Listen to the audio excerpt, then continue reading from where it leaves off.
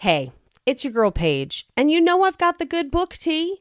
Do you ever wish Game of Thrones had more romance and less, unexpected beheadings? Well, grab your goblet of wine because Heirs and Spares Betwixt the Sheet edition by Jenny L. Spohr is serving up courtly drama, royal power plays, and enough spice to make a Tudor blush. I'll let you choose which Tudor. It's 1569, and Lady Annalore wants nothing to do with royal politics until the exiled prince turned king decides that she's the key to saving his kingdom and his heart. I mean, who could have expected that? Expect scheming nobles, forbidden desire, and a reluctant queen who won't just roll over unless she wants to. Perfect for history lovers who like their romance with high stakes, sharp banter, and just the right amount of scandalous. And if you prefer your historical romance with a little less heat between the sheets, there's a closed bed curtains version just for you. So, get your hands on Heirs and Spares Betwixt the Sheets edition out now, because royal duty has never been this delicious. Love ya! With new McValue at McDonald's, you get more than you expect. So after a long day, buy a double cheeseburger and add a McChicken for $1. Because saving with deals is always on the menu with new McValue. Prices and participation may vary. Valid for item of equal or lesser value. You better not have no plans tonight. Movie time and it's feeling right. You're looking for a love that lasts. Find it at Romancing the Podcast. Ooh, ooh, baby, you had me at hello. Ooh, I love you. I know. Ooh, ooh, baby, you're the wind beneath my wings. Ooh, I'll have what she's having. I'm recording, but I mean, even before we get into the episode, I just need to let you know that I'm here for two reasons and two reasons only, and that is to make sure that people know that Antonio Banderas and George Michael deserve better. George Michael Bluth? No, George Michael. Thank you for tuning into Romancing the Pod. You had us at hello. I'm Paige Wesley. And I'm your baby girl, Todd Schlosser. And this week, Paige made us watch Babygirl. Paige, tell me everything. So when was the first time you saw this? It came out last year, so it has to have been very recently. I saw it in theaters twice. I can't imagine seeing this in theaters and being like, yeah, I want to do this publicly again. That's not at all what happened. I had agreed to go with my best friend that I have been best friends with since the first grade, because she's one of the few people that we can frankly be like, yeah, do you want to go see this? Like, yeah, for sure. We saw Magic Mike together. We saw Magic Mike XXL together. It's a tradition for us. I don't know. I'm just going to say, I think most women have a friend that they are true with. Yes. That they're like actually themselves with. Yes. And yes. I have that too. So men clearly have that. I have many, but this one in particular, I'm very true with. But yeah. No, that's what I'm saying. But like, I definitely think this is a call your real friends and go see this movie kind of a movie. Yeah. That's what I'm trying to get at. Yeah. But for guys, it's like, we got to see this new Mission Impossible, dude. But for you guys, it's like, we got to go see the new 50 Shades, which is not this, because I think we may have, no, I saw 50 Shades with employees, which was probably a bad idea at the time. Can I tell you, when that movie came out, this is what me and my friends did. We went to our local theater with white shirts, gray pants, and like dressed up, no jacket, and just holding our ties. And we just walked around as the movie got out. We're like, any takers? Any takers? Paige, there were none. Tell me more about your first experience with Babygirl. So she and I had planned. Now, before the movie came out, a second friend who I am very true with was like, I'm going to be in town. Let's go see Babygirl. And I was like, hey, I already told this other friend I would go, but I will go twice. Why not? For you, anything. And she was like, all right. So first friend and I, the day comes when we're going to go. We get to that morning and she's like, hey, by the way, my husband and your godson are coming with us. Those are two separate people, right? Two separate people. Okay. Her husband was my former college roommate. Okay. And their child is my godson. And she was like, he heard I was going to the movies and I could not dissuade them. And I was like, okay, fine. They're not seeing the same. She's like, no. They're going to go see Sonic 3. Okay, you have me very worried for a second. Yeah. Not about their husband. I mean, I watched this movie. It's appropriate for adults. It was the child I was concerned about. If he'd wanted to go, it would have been fine. We would have had a good old laugh about it. I actually think men should watch this movie. We'll get into it. I'll talk about it in a second. As a what not to do, we'll talk about it. But we get to the theater. Yeah. We have to literally convince her son to see Sonic 3. And we're like, I promise you don't want to see the movie Mommy and I are going to go see. It's so boring. I don't even know why we could see Sonic 3, but we're not allowed. Whatever. It's pretty much the same movie, except Dr. Robotnik isn't giving it good to Tails. Right. So Tails starts getting knuckles deep. You know what I'm saying? I have debates about anyway. So we go, and the theater was entirely full of women like us. Of course. Roughly 30-year-old escaping their families. Yes, that's who this movie's for, though. It's and great. Sure. It should be. I'm glad it exists for them. Well, I'm not. It could be better. This movie, I like this movie less and less every time I see it. That's probably the right way to feel about it, honestly. It played as a straight-up comedy that day, where people full-blown laughed all the way through this movie because they were like, what the fuck is this? And then I came out of the movie. I heard that Sonic 3 was great, and I had probably missed out. I hear all the Sonics are great, and I haven't seen any of them, and I really want to. At least 1 is really good. I saw 2. I was not as in love with 2, but I heard good things about 3. Anyway, yeah. I then call second friend to be like, hey, girl, I saw it. It's bad. How did she take the news? Oh, she was like... about being the second friend. She knew. She knew the whole time. Okay.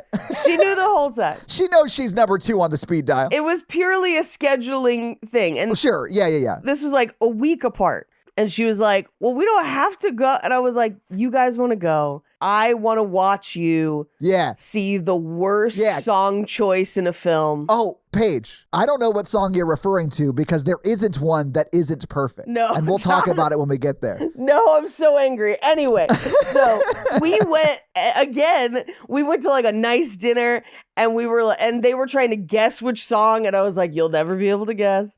And then it's going to happen. And you're going to be like, Paige, what the fuck? When you told me about the needle drop moment, I was like, oh, it's going to be Hatebreed or something crazy. And when they played Father Figure, a song that both slaps and thematically fully fucking works for the scene, I was like, oh, this is great. I love it. I wonder what song she was talking about. I have an argument about it thematically working for the scene. It does in fact slap. I would never debate you on that. I know, and it works so well in the moment, but I get why it feels weird. I'm not saying it doesn't feel weird, but I was like, fuck, this is honestly perfect in a strange way. It's only perfect because they don't understand kink. It's perfect because the people who wrote this movie don't know what the fuck they're talking about, and that's the only reason it's perfect. I don't know. I just think it's not the kind of kink that you're into, so it's... No, I have some serious fucking issues. I don't know. There's some things in this movie I think they get super right. Not they go about this the right way. I mean, the motivations behind it is what I'm sort of getting at. I fully disagree with that too. And let me get to it though. Yeah, we'll talk it out. I mean, we'll talk it out. I pretty much, just a spoiler alert, lived Samuel's story. Sure. Yeah. And here's the thing. I think a bunch of people did, and I think they had all the building blocks for this to be right. I don't think they land the plane at all. I think they make some really huge mistakes. I mean, if you're saying did people in the movie make mistakes? Yes. They go about this completely the wrong way. I think the movie does not fully understand the motivations of any of its characters. I think it fully understands Nicole Kidman's motivation. I disagree. And I think I understand Samuel's motivation because it was kind of mine. Sure. But, and that's probably just me looking from my perspective at the movie, thinking it's telling my story when it probably isn't. So it might not be actually that. You know what I'm saying? I just had an experience that was close to this, so I was like, oh, this is why he's doing it, but who knows? I think it fundamentally misunderstands who Nicole Kidman is, and I will get into it. I don't know, I think it could understand who she is, but I think it gets it very wrrong. Interesting. I mean, we'll talk it out. Well, because I'm interested about that too, and I'm not saying I'm right. Just my perspective on it is they nailed it. But we'll talk about that when we talk about it. And this is a conversation I've had with many men who saw the movie, where every woman I know who saw the movie is they don't know what the fuck they're talking about, and every man was like, I thought that's why they did it. And I'm like, no, Like, what? Well, what do you mean by that's why? Well, do you want to just talk about it now? Sure. Yes. Let's get into it. Because I'm genuinely interested to know your side of it. Because like, I'm not saying mine's right at all. Almost every man I have talked to who saw this movie thought they got Nicole Kidman's motivation right. And every woman I have talked to who saw this movie agrees with me that they got it wrong. And here's my thing. There are 2 to 3 different kinks that they're playing within this movie. And I don't think they fully understand any of them. And admittedly, the person who made this movie did not do a ton of research into the kinks. But the first and foremost, this has a very clear story through line that would suggest a power imbalance kink, where she has all this power. It stresses her out. She doesn't necessarily like being in charge. She's in charge because she had to be. And she wants a safe place to release that power and experience some vulnerability and relief from that. But that's not what the movie says and not what the movie portrays, because the movie portrays a humiliation kink, which could be linked to that, but they don't really set up a humiliation kink as well. But then every time they show her like watching porn or all the other, she's watching free use porn, which kind of goes more with like the, release of power. But then they throw in the cult thing that they don't follow through with at all. The cult thing? Yes, there's a cult subplot. Did I completely miss the cult subplot? She was raised in a cult. They only bring it up twice. Oh, yeah, she does mention that, but I say that too. They don't bring it in. Yeah. I say that too fully, like everyone was, so it's fine. Yeah, they bring it up twice in like important moments as if it means something, but they did not follow through with that at all. And so I feel like with very light tweaks, this could actually be a very interesting movie about someone who desires a transference of power in a safe way, especially because she's a woman who is a CEO. I don't even think it's that necessarily, but we'll talk about it. Because I want you to hear my side out when you're done, because I think we're really aligned. I think we just have a different way of talking about it. But finish, sorry. Maybe, because I feel like you could have absolutely in this movie had a very interesting conversation about a woman who has fought her way to the top because she had to, because it was hard. Well, you said earlier that she didn't want to be in charge. I think she wanted to be, and that's fine. She says in that one speech she did not want to be. Which speech is it? The one where the very first one where he's like, how did this happen? And she's like, well, I did all this stuff. I got hired. And then I started my own company because I was fucking tired of this shit. Yeah. Yes. Yeah. And he's like, I think you want to be told what to do. Right. So, but that's like early in the movie. Right. But I'm like, there is a conversation to be had about women in charge feeling guilty for wanting even a temporary release of that power when they feel like they should have fought for it the whole time. Yeah. And they don't even scrape the surface of it. They don't even bother talking about it. And they don't establish any sort of meaningful consent. They don't establish any sort of rules. It's interesting that they have that conversation. Like, they do establish a safe word at one point, and they do sort of have a conversation of like, it's about consent and you have to consent to. But he gets consent completely wrong. No, I know. It's interesting to me that they have that conversation and then like don't follow through with it or like at all. Show like actually somebody like even going as far as like writing out a contract or at least like having talked about a verbal contract even. Exactly. Having talked it out, but they don't. They just talk about how it's important and then ignore it. They completely ignore it. I hate that. And so like all of these things could have made this a really interesting movie. I think it really misunderstands some of the elements of what they've set up as far as a power transference kink to reduce it to humiliation, because that is a different kink. That's a completely different kink. That's why they have different names. This movie doesn't recognize it. Yeah, I thought it was more degradation, but I mean, it could be both. Yeah, but like, and I get that people, they might be co-occurring kinks. Sure, they could be, yeah. Whatever. I don't care. It doesn't matter to me, because to me, it's not necessarily about the kink. It's about a lady who is like you were talking about. She's a CEO. She's a very powerful and important woman. So she has everyone looking to her, and she has like, she's got to play that part at work and be everyone's like go-to for literally every problem they have, and she has to solve it. Right. And that's like a lot of pressure. Yeah. And then because the way she was brought up and largely the society that we live in,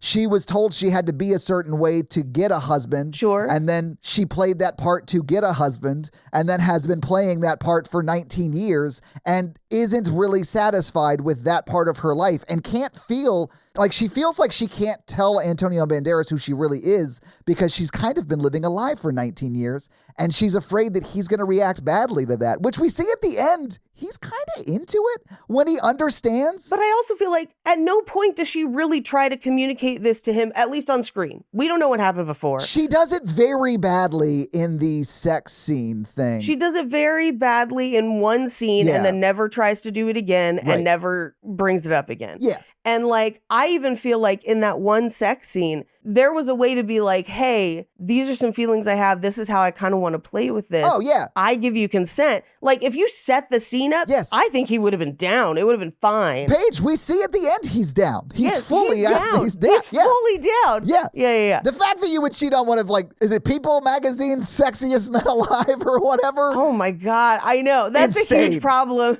That's a huge problem in this movie for me is because I feel like he's actually being a really great husband and it's Antonio Banderas.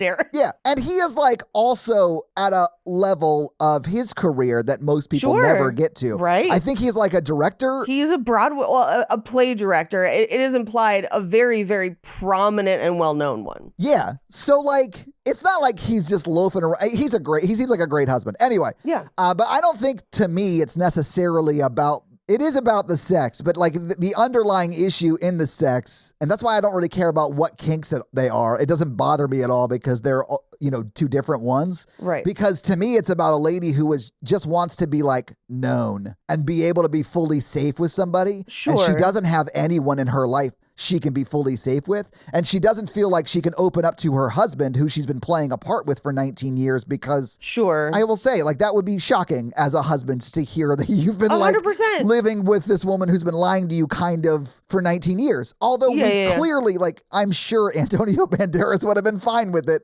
because he like takes her back after cheating, so like it would have been better for that than what happens. But I really do think it's just that she has trouble communicating and cannot communicate effectively with her husband because she's afraid to. And so she like finds a guy that she hasn't had any like history with and just fully becomes who she is truly, like at least sexually with him. Right. Because it's quote safe because they don't have a history. Right. So that's why like to me it's like this lady hates her life so much because she's not honest with anyone but herself. Sure. And so she wants to blow it up. And so we're watching her blow it up. I understand from that point of view, and sure, it's the she wants to blow it up part that I don't necessarily agree with. I don't think she wants to blow it up either. And at the end of the movie, it's not blown up. She's still married. She's still a CEO, right? And I'm fine with that. Like, I don't care because largely I'm never going to watch this movie again. Yeah, no. I think I'm done after this one. Yeah, I do think that it is just like she is so ashamed of her like sexual desires that she hides it from everybody. Sure. That she should share it with like her husband or whatever. Yeah, of course. And then is unfulfilled because of that. Like, if you want to be fucked a certain way, tell your partner to fuck you that way.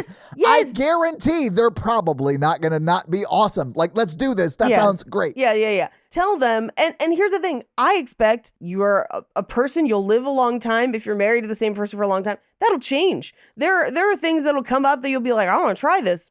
You got to talk to that person. Yeah. You gotta. If you cannot communicate to those desires, you shouldn't be having regular sex with that person. You definitely shouldn't be married to them. Right. Like, you have to talk to them. That's the other thing that I think really frustrates me about this movie. And maybe it's just because I don't have this particular problem in my relationship where I constantly communicate. It has been a part of our relationship the entire time that I'm like, Antonio Banderas should never take her back. I'm just like, leave her. I'll say this. I both would struggle to and understand why he does at the end. Sure. I don't hate the ending of this movie necessarily. It makes sense in the story, I guess. So there are reasons I hate it and reasons I kind of like it. And like the reasons I hate it are because this woman who had an affair and sort of like preyed on a intern at her company, like she did some really bad shit in this movie, had no consequences. Right. But I also kind of like that she gets off scot-free like every other fucking movie where a man has sex with a woman half his age. Yeah. And there's no repercussions and it's not even really a plot point. So like, I don't care that she doesn't have any repercussions really. But she did some shitty shit. I mean, we're watching two villains, more or less, this whole movie. Yes, you are watching two villains. Although one of them is kind of a victim, too. Like, I do think because of the power dynamic at work, he's sort of a victim. I think they're both victims in a way. Let me explain. I think she's a victim of society, for sure. No. I think at power dynamics, he is absolutely a victim. I think his goal was always to get that promotion. To get what promotion? He gets a promotion at the end. He goes to Kawasaki and works at Tokyo. Yeah, he got hired by a different company. No. I mean, she might have helped. We don't have that confirmed, but like... It is heavily implied that she and Esme place him somewhere and now he has a great job. Because that guy's like, oh, good for him. Like, that was incredible. Did you have anything to do with that? And she denies it. Yeah. And his whole threat of like, oh, I could just get you fired. And he uses that he calls it consent. It's not. She is, at a certain point, she is coerced in this movie. And it's bad from all sides. That's why I fucking hate this movie. Because like what I wanted was like an interesting movie about people exploring that kink. And what I got was a real fucked up version of it where coercion happens on both sides. Yeah. And it's real gross. Yeah. And I feel like there's a spectrum of like, for movies like this, there's like sexy and serious and good and sexy and fun and bad. And you've got like Secretary on one hand that's like sexy, serious and good. And then you've got like 365, which is like funny and bad. Yeah, this is right in the middle where it's just like, yes, not great, not worth watching. It's not great and not fun. Yeah. I mean, I do think people should watch it though, because it's like wild. It is wild. Like I was very shocked that like some of the stuff that happens in this movie happens in this movie. Like she like drinks milk or like licks up milk out of a plate on the floor. So if you ever wanted to watch Nicole Kidman do that, watch this movie. Yeah, I that's the other part of me is I don't feel like a lot of this movie is sexy at all. I feel like Sinners is hornier than this. Like if you want a good movie with sexy shit in it, go see Sinners. But like this, I hear Sinners is great. You should go see Sinners anyway. Dude, it's fucking great. It's fucking lit. I mean, I'm sure we'll do it on horror version at some point. Oh yeah. Yeah. But yeah, Yeah. It's not fun enough to be funny. Like, and here's the thing. If it was 365 levels of bonkers, I probably wouldn't be litigating this like, it's the wrong kink. They clearly don't understand this. They don't understand consent. They don't employ it in the movie, but it plays itself as if it's like Secretary. And so you kind of have to have those conversations. I mean, I think it thinks it is Secretary. Yes, it does. Yeah, it fully does. And I'm not saying Secretary does everything great, but it's a way better version of this. It like understands the kinkery way more than this movie does, I guess. Yes. Yeah. Yes. For sure. And it's also one of those things where I'm like, look, on the spectrum of research to do for a movie, right? Kink is both not hard and pretty fun research to do. Why are we not doing it? Can I tell you a story really quick? I'm so sorry. I have to. No, I won't tell you the person's name, but they were my college roommate. And so if you do some digging, you can probably figure out who this is. But it was our freshman year, and he met a lady who was a junior in college. And he was like, I don't know, she's really cute. She's nice. She's fun. I don't really know her all that well. And I was like, oh, great. And then like 20 minutes after that conversation where he just told me about her, he was like, I just got a text and she asked me to come to her dorm and watch a movie called Secretary. That sounds terrible. And I had already seen it. You were like, go. And I leaned in and I was like, bro, you have to go right now. So he went. I didn't tell him what the movie was. And then he came back that next morning and he was like, oh, yeah, of course. Bro, I loved Secretary. It's a great fucking movie. Fucking great movie. And I was like, I know, right? I don't think it's ever been one of those movies that we've been like, we got to do it for Romancing the Pod. But after this, I almost want to. We totally could. Yeah. Yeah. We did Spy. We could definitely do Secretary. I know. We did Spy. We could do Secretary. I just don't. And I've talked about it and got a lot of comments. And you know what? I'm going to do it again. I'm not attracted to James Spader. It's the only thing about Secretary that doesn't vibe for me. Yeah, I can get why you wouldn't be attracted to James Spader, but I know you're attracted to Robert California. Paige, Robert California is my favorite Office character, and I don't care who the regulars are. Robert California is the funniest character in the world. He's the fucking Lizard King, Paige. Anyway, maybe we should just go through this movie scene by scene. Sure. We open on Nicole Kidman having sex with Antonio Banderas, which prompted me in the theater to be like, Wait, she's gonna cheat on Antonio Banderas? Right? How dare she do that to Puss in Boots? People Magazine's sexiest. I think he's won multiple times. I'm not sure. Yes. But I think he has. He's definitely been on the countdown multiple times. It's Antonio fucking Banderas, which, by the way, they're playing him as like old, and I'm like, don't care. Would right now, today. Like, I mean, he is old, but he's also an attractive man. And I'll say the same thing about Nicole Kidman. She's like mid-50s, and she looks great in this movie. No, the makeup and hair department did her fucking wrong in this movie, and I don't know what they were trying to do. I just mean, like, they're both in excellent shape for mid-50s people. Like, they're doing great. Yeah. But they keep shooting her in high def with makeup that is either smudged or incomplete. And hair that it made it look like her hair was falling out. Like it either was a wig that was just badly styled, but her hair looks dirty most of the time. There was one moment I was like, oh, I think she's wearing a wig. Like, and I think it was when she was coming back from the club maybe it was just because it was like supposed to look dirty and terrible or whatever. Yeah. But it looks wig. That one is wiggity wig-tastic. And the rest of it might be a wig. I don't know. But like, it's the wrong color for her skin tone. It constantly looks dirty. It's always like half up, but like not in any sort of organized way. And then her makeup literally accentuates her wrinkles. Like, I don't know who was doing the skin prep or the makeup on this movie. And to the point where I was like, is it intentional? Because it looks so bad. And I thought it was just me until like the second group of people that I would see this movie with, we came out of the movie and they were like, why'd they make her look so bad? I was like, oh, thank God. It's not just me. Like, Paige, first off, I am a little disgusted that the movie industry and barbecue industry have a skin prep person in common. Like, that's weird to me that both of those industries have anything in common.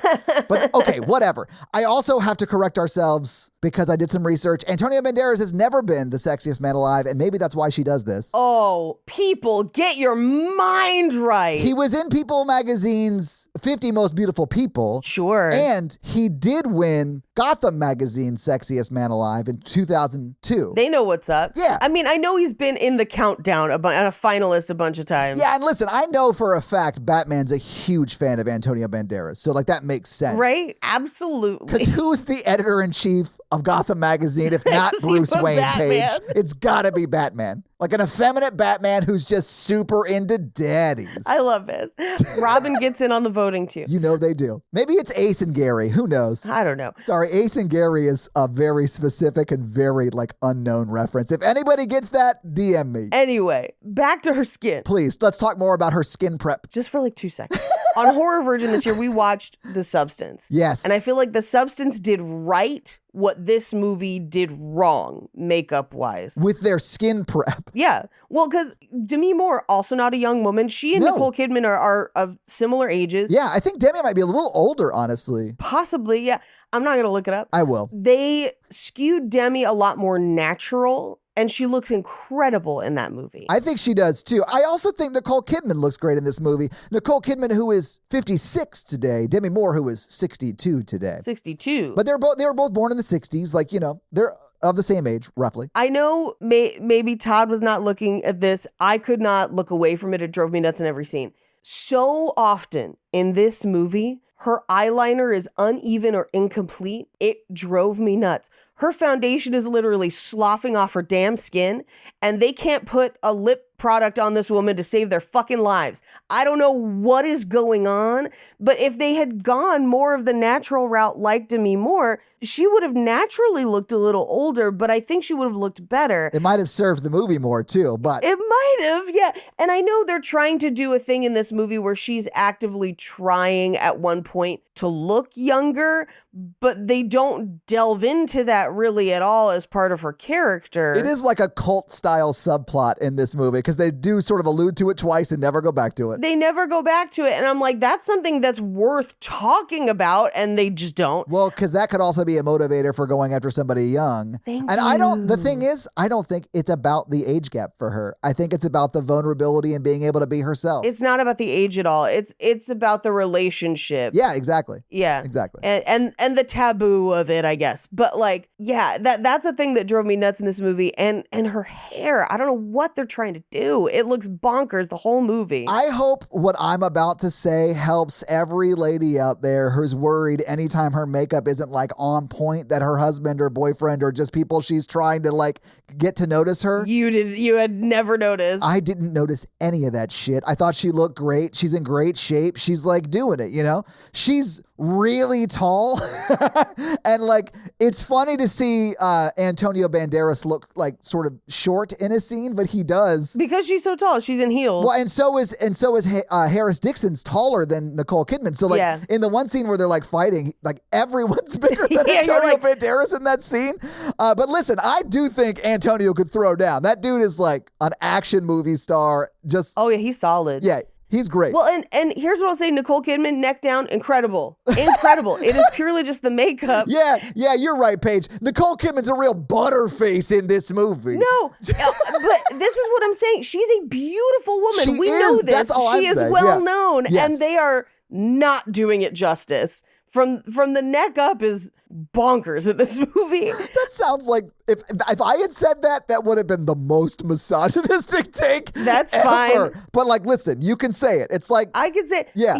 I'm not arguing that she's an ugly person. I'm saying the makeup department did something bonkers. Did her wrong. I understand. Yeah, no, I understand. Yes. Although I say I understand what you're saying, I didn't see it because I'm too dumb. Did Natalie watch this with you? She did, but she didn't say anything. Although I'll say this. Text her right now. That doesn't mean, I'll text her. That doesn't mean that she doesn't agree with you. She just might not have said it. So I'll text her. She just probably didn't say it. Yeah, text her. But yeah, I fully did not notice that. Oh, yeah. From the very first time I saw this movie, even in theaters, I was like, why are they making her look bad? I was really upset by it. I let me just say it this way, maybe. I think people that wear makeup judge other makeup wearers more harshly. Sure. Because they know what it should look like. But an idiot like me, who's only wore makeup a few times in life off stage. Yeah. Like, I don't wear it regularly. I wear it on stage. That's about it. But here's the thing. hang on 1 second. Oh, let's go. So, Natalie, we watched Babygirl together. Do you feel like Nicole Kidman's makeup and skin looked good in the movie? Thank you. Yes. Okay, so Paige, you're right. Yeah. You're right, Paige. Yeah, but I didn't notice because as someone who like doesn't wear makeup, like I never notice. Like when I never notice when Natalie wears makeup either because she looks amazing all the time. Yeah. Oh no, of course. But yeah. Thank you, baby. And again, I pretty much only wear makeup for stage. Like I don't wear it a lot in my just regular everyday life. Same. But I can tell when it's going bad. And hers, to be honest, it looks like it was applied in the morning and then they shot at night and no one did any touch-ups in between. That's what it looks like. Fair enough. Anyway. Yeah. So she's having sex with Antonio Banderas and it seems like the sex has concluded.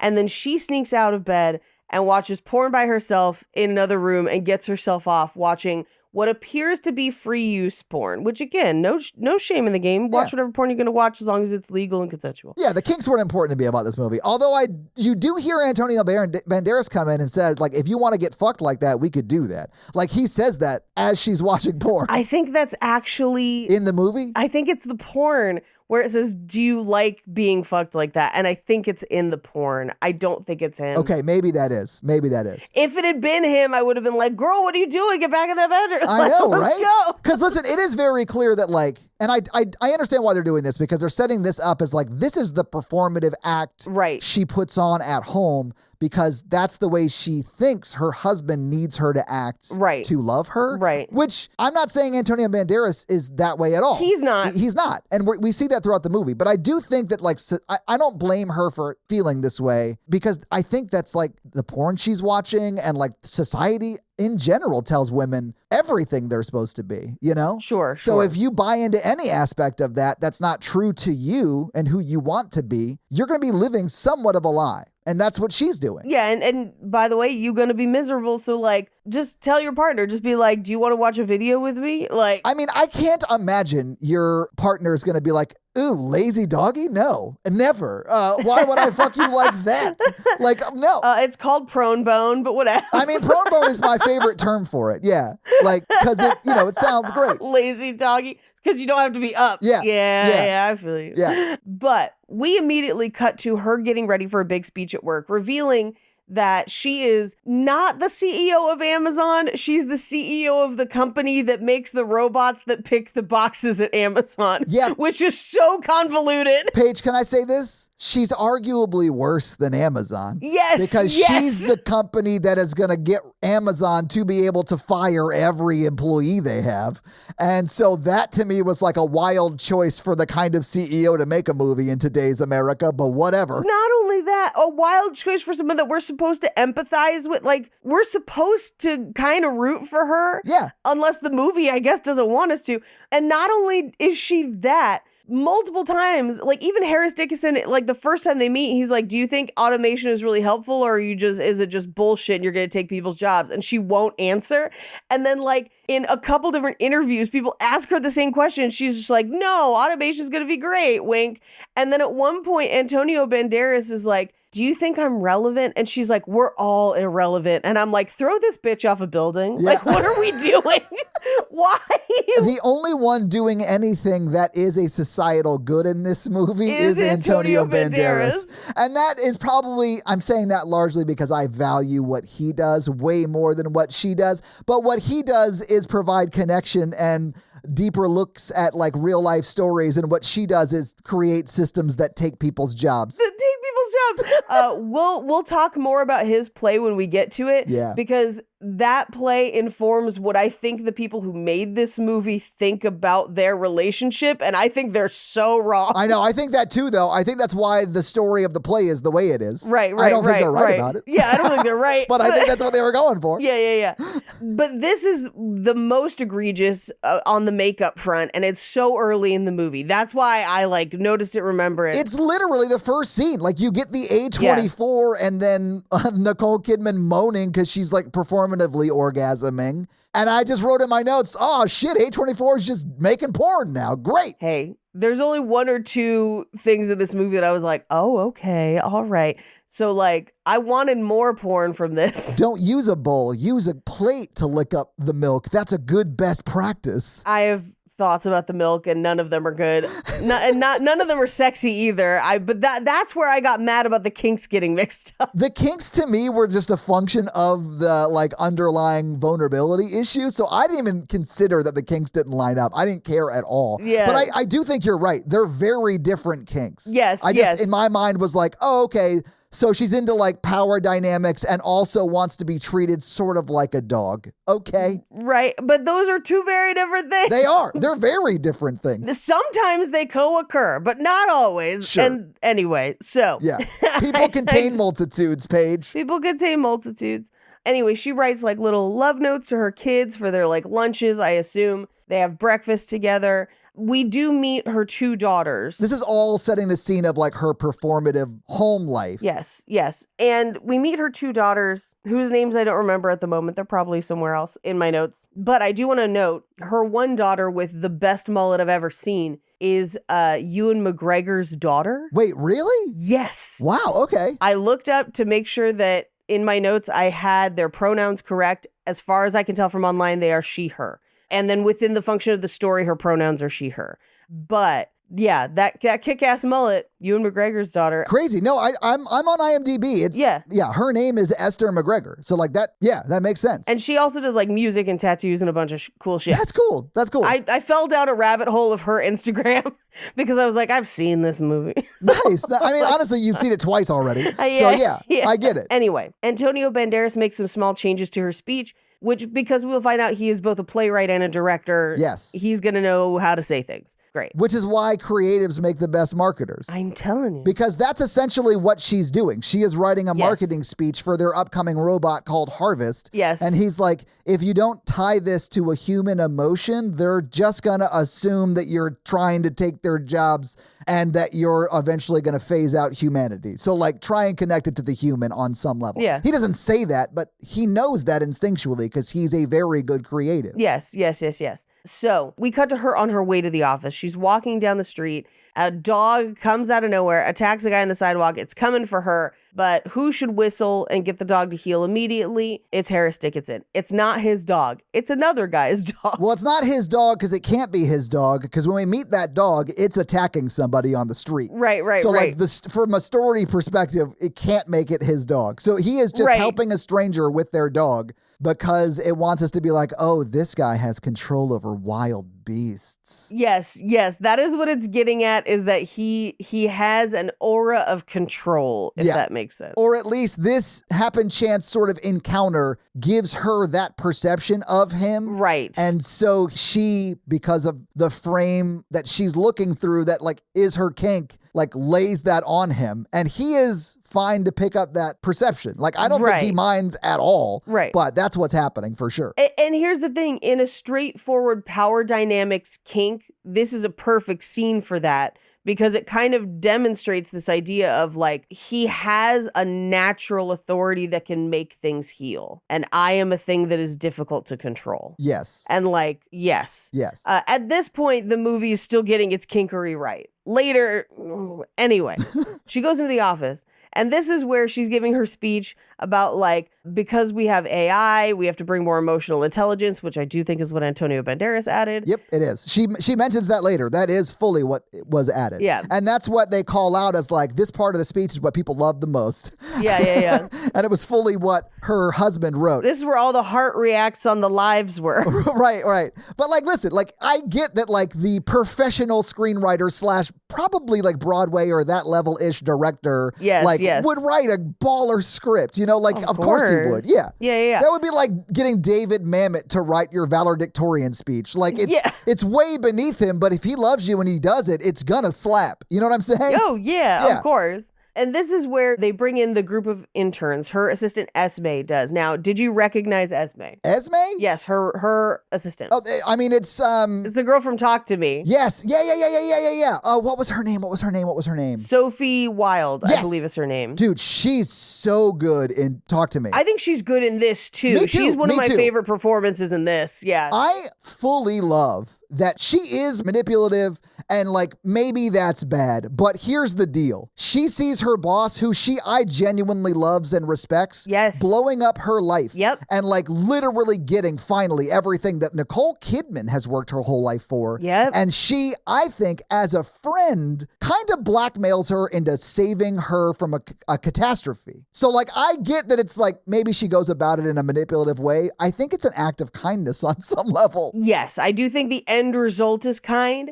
I think it is a little bit societally motivated of there are so few women in charge. Yeah. I'm not going to let you fuck this up for the rest of us. You are going to be the woman that I should have been able to look up to this whole time. Yeah, that's what I mean. And I actually love that speech from her. And we do see that she gets that position that she's been wanting to get, but it seems like she's fully fucking qualified for and passionate about. I think she should have gotten it. Yeah, I agree. So like, I don't feel bad, and that wasn't part of the thing that she was there to blackmail her about. No. So like, I get that it maybe, that scene is uncomfortable. Sure. But like, I think it's coming from a place of like, we're here now. Please don't fuck this up for us. Yes. And really like it. Yes. She is there because she's concerned about her career, yes, but also Nicole Kidman's. Right, yes. It speaks volumes to me that Nicole Kidman didn't fire her. You know, like she promoted her. She still works there. She is the head of that like women empowerment and business group or whatever. It would have been a bad idea to fire her. It fully would have been. I'm just saying, like, I honestly, if I would, I bet they're still friends. I bet they're still close, you know, like. Oh, sure. Bonded by blood, because she's the only one who like really knows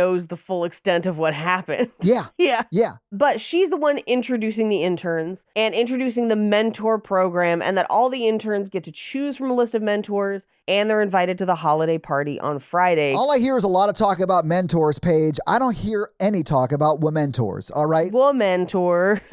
And guys, if we can't even get womentors, we're never going to get dementors. I'm sorry. I'm so sorry. I didn't even want to bring in Harry Potter. I just couldn't stop my brain from going there, and I'm sorry. sorry. I was going to be like, womentors, they're sucking the life out of you. Am I right? But no. Oh, so you're saying Dementors and Womentors are the same page? Gross take. I can't believe you just said that. Rude. Their makeup is horrible. Okay, that makeup I did notice, okay? Anyway, she gets a call from a character named Sebastian. We will only meet Sebastian twice in this movie. It took multiple viewings of this movie to really understand who and what Sebastian is. Really? Because they don't include him enough. I knew who he was. He was her boss. He was her boss, Yeah. and she had a similar relationship with him, and that's how she got where she is. Or, I don't know if they've had a similar relationship, but he definitely wants to set that up at the end, and she's like, fuck you. Yes. But it could be that too, Paige. She could have slept with him to get to where she is. I don't know, but I think she did. But that was the question I have had after, because I'm Sure. like, clearly he used to be her boss, whatever. Because in this scene, she's trying to cut him out of the business. she is, because I think he's on the board. Yes. And he holds a lot of sway with board members, because one board member probably, unless it's like a one-person board, can't fire the CEO. Right. But right. if you have like a 5-person board, 3 board members can. Sure. And so if that guy holds 2 other votes because they're friends or family or whatever, Right. they can fire you, even though you're the CEO, right? Yep. And that happens to like CEO founders that's what happens to Steve Jobs. Like it happens all the time. So like Yeah. she wants to get him off the board, possibly because of a previous relationship that she's embarrassed about and she kind of hates him because of it and all that stuff, or just because she is beholden to him as long as he has that Yeah. power over her. Right. And he is a terrible guy. We don't know that at this point, but he is. So like at the end of the movie, when she's like, fuck you, I'm like, hell yeah. Yeah. Hell yeah, Nicole Kidman. Fuck that guy. Even though Yeah. you're both kind of terrible, but yes, fuck that guy too. Yeah. Well, and based on the conversation at the end, I think there was an existing relationship and she's actively trying to divest from it, because I think he holds that over her as like blackmail a little bit. I mean, he definitely holds the job over her like blackmail. Yeah. For sure. I don't know about the old relationship. Although he does say like, come over this weekend, we'll have drinks. I got the house to myself, which sounds Yeah. like a very expectant kind of a thing. Like, Yep. like if they weren't either involved in a relationship previously or he wasn't fully trying to set one up, Yeah. you wouldn't say that. No. You know, you'd be like, come over, we'll hang out, have some drinks, have a chat, Right. have a barbecue, whatever. It's not weird for a board member to say that to a CEO because a lot of business gets done at that type of thing, right? Sure. It's weird to be like, hey, come over. My wife's gone. Yes. Like Yeah. that's weird, right? Anyway, now that they've met the interns. And this is, sorry, can I just say this about the scene? Yeah. This is the scene where Simon asked the question that would fully have just gotten him fired, but I was Samuel. glad he asked. Oh, not Simon, right. Samuel. I thought Simon because Simon says so much in this movie. I actually wrote in my Right. notes Simon instead of Samuel every time because of that. But, Paige, this is where he's like, he more or less says to Jeff Bezos, oh, aren't you ethically like deplorable and just the fucking Right. worst? And she's like, I haven't really thought about it. And then like that's the end of it. Like, and Sophia Wilde or Esme in this movie does offer to like let him go, which he fully would have been fired in that moment if Nicole Kidman wasn't flooded up already for this kid. But it's not because of this moment. It's because of the dog moment. Right. Yes. So we cut to later in the day. Yeah. Where she's kind of winding down. Everyone's kind of going home. He kind of hangs around in the kitchen. Harris Dickinson does. Yeah. Samuel. And she's like, hey, can you get me a cup of coffee? He goes and gets her a coffee, hands it to her. And she pulls the phone away and is like, how'd you get that dog to calm down? And like hangs up the phone. And he's like, oh, I just gave it a cookie. Why? Do you want one? Which is like provocative but fun. Paige, it is, and I think this is what I would call probing or like testing the waters, maybe. Yes. It is the Yeah. kind of like sexually flirtatious Sure. that you could also back away from and be like, oh no, I thought you might want a cookie. I'm sorry. Yeah. Like if it goes badly, you just like walk away and it's sort of fine because it wasn't over the line. Yeah. But it's more the tone of how he says it that makes it that way than do you want a cookie? Yeah. Because it's very much like, oh, I gave it a cookie. Do you want one? Yeah. It's like that, Yep. Not like, do you want one? Yeah, not like, oh, I have extra. No, it's like, what do you want? Also, do you want a dog biscuit? No. But she does, Paige, because I think fully at the end of this movie when, I'll just say it, Antonio Banderas is finger blasting her from behind. She is fantasizing that she is that dog on the floor of that dirty hotel room with Samuel. Yes. Which I thought about this when I watched this movie. I was like, either it's a dog biscuit and he just carries dog biscuits, or it's like a famous Amos, and that dog is dead. Like, I'm not sure which one it is. Because we see him eating them, like, throughout the day. And I don't think he's eating dog biscuits. It also might have just been like a cookie. Like a cookie. You might be right. Yeah. Yeah, I don't know. Hopefully it wasn't a chocolate-based one. Yeah, because that dog is like now dying at home. Dog is dead. Look, I love a dramatic love story as much as the next person, but can we talk about how much time Allie wasted waiting around for a letter that never came? You know what might have solved the whole mess? A reliable phone plan. If Allie had Mint Mobile, she would have received like a wall of text every day for 365 days straight, clearly letting her know that it was time to block Noah because my guy has some serious attachment issues. And hey, she could have saved all that money on her overpriced wireless plan and used it to move like far, far away from both Noah and the man she married. Yeah, I double-checked it. She was married when she rekindled things with Noah. That junk is messy. Anyway, Mint Mobile gets it. The premium wireless starts at just $15 a month. You get high-speed data, unlimited talk and text, and it's all on the nation's largest 5G network. Use your own phone, keep your number, and avoid your ex who's building a house out of spite. Stop saying it wasn't over, it's still not over, to your current overpriced wireless plan. Say, this should have been over years ago and get with Mint Mobile. Get 3 months of premium wireless from Mint Mobile for just $15 a month at mintmobile.com/romancingthepod. That's mintmobile.com/romancingthepod. Upfront payment of $45 for 3-month 5GB plan required, equivalent to $15 per month. New customer offer for first 3 months only, then full price plan options available. Taxes and fees extra. See Mint Mobile for details. Paige, are you ready to optimize your nutrition this year? Factor has chef-made gourmet meals that are making eating well easy. They're dietitian approved and ready to heat and eat in 2 minutes. You can feel right and feel great no matter what life throws at you. Factor can help you feel your best all day long with wholesome smoothies, breakfasts, and grab-and-go snacks. And honestly, there's a lot of more add-ons too. That are great. You should check them out. They're pretty great. They have like 40 options across I think it's 8 dietary preferences. Don't fact check me on that. It's something like that though. But you can check on their menu each week. It's easy to pick meals tailored to your goals because you can choose from things like Calorie Smart or Keto, or I think they have a Protein Plus one too. And the best thing is Factor arrives fresh and fully prepared, which is perfect for any active, super busy lifestyle, which is why it's so great for me. So eat smart with Factor by getting started at factormeals.com/factorpodcast and use code FACTORPODCAST to get 50% off your first box plus free shipping. That's like half off your first box and free shipping, guys. That's code FACTORPODCAST at factormeals.com/factorpodcast to get 50% off plus free shipping off your first box. Do it. Anyway, he does, and this for me feeds into the power transference kink and the element of a lot of times with the power transference kink where you have a dom and a sub, part of the dom sub relationship is the dom caring for the sub, which is what people miss a lot of the time. This movie doesn't. Yeah, that is one of the most important parts, if not the most important part, is that aftercare. Not even just aftercare, just general care. And it is this kind of I spoil you, I make sure you're okay for the thing we're going to do, and then afterwards I make sure you're okay again. Yeah, which is I think what Nicole Kidman wants. I think that's what she's looking for, at least as far as this is concerned, as the power dynamic part of it is concerned, right? Right. I think she also has a co-occurring kink. Right. And then the movie just doesn't explain or set up well. It doesn't at all relate to this necessarily. Yeah.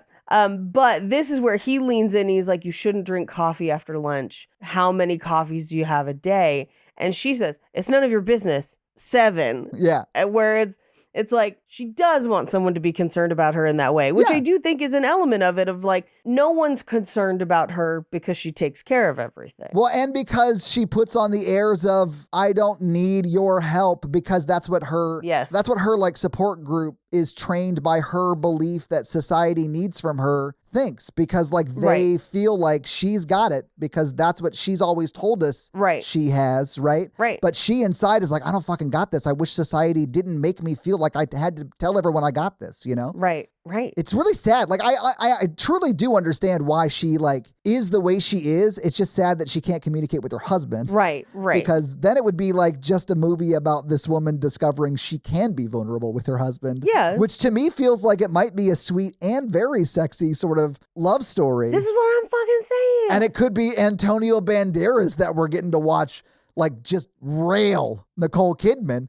But, I mean, not that Harris Dixon, like, you know, the kid is great, too. I keep calling him a kid. He's not a kid, but you know what I'm saying? Yeah. Like, Harris Dixon looks great, too. But, like... I do think there's a version of this movie that tackles these harder conversations while actively being sexier because it is more emotionally grounded. Agree. Yeah. You know, much like her speech at the beginning. It needs the emotional core. Yeah, if Antonio Banderas' character, her husband could have planned her affair, it would have gone way better, is all we're saying. Way better. So much better. But we cut to, she's in bed with Antonio Banderas that night. Antonio Banderas. But he is clearly still, like, attracted to her, loves her. Yeah. He's initiating sex in this moment. Like, it... Again, everything they depict about him as being an attentive, loving husband who is still very attracted to her, who wants to have sex with her, who would probably take notes and do a bunch of stuff. Like, we see all of that in this movie. Yeah, yes. 100%. We see all of that. And then the movie turns around and is like, he doesn't get it. And I'm like, what? Well, you know what? He doesn't get it. It's not his fault he doesn't get it. Because no one told him. It's exactly. not his fault. I mean, the movie's right. He doesn't get it. Yeah. Like in that scene where, like, it made me really sad. It's this scene with the blanket thing, because she's just like, she doesn't quite give him the information. She like pulls a blanket over her head. Yeah. So this is the part where she like tells her husband what she like is into, right? Not really, because she just says, and she says it quiet enough that he doesn't hear, because he asks her to repeat it and she doesn't. Yeah. She says, I want to watch porn while you have sex with me, and then giggles. And he's like, what is that? Like, tell me. And he's like still trying to like, okay, like whatever, what are we doing? And then she's like, okay, no, I want to I'm going to put the pillow over my head and touch me. But she doesn't give him any more information about it. Right. He literally doesn't ever have the opportunity to understand it. Yes. And that's why what I was going to say is in the scene where he is like talking to the affair partner, yes, having all of this been revealed to him, and the affair partner, Harris, is like, you don't get it, man. Like, that's a very outdated view. Yeah. I understood why he was having a panic attack, because it wasn't that, oh, I'm just old and out of touch. It was that, oh, my wife has never been honest with me about this. And she was with this guy who she just met. And that had to have been hard. Like, it made me feel so sad for him. Yes. But anyway, yeah. But this scene is where they set up the fact that, like, she has these desires that aren't necessarily bad or wrong. Sure. But she cannot talk about them with her husband because she's so ashamed of them. And she shouldn't be, honestly. She shouldn't be. That's the person you can be honest with about that, or yes, should be able to be honest with about that. Well, and I do think at certain points, like at their fight at the end of the movie tries to make this Antonio Banderas' problem, where it tries to make it like she can't talk about this because of him. And I'm like, no. I don't feel that way, because I feel like at every step of the way, he's on board for whatever when she communicates with him. I think it's more the shame of it that makes her feel unsafe sharing. That's what it should be in a movie that's written well.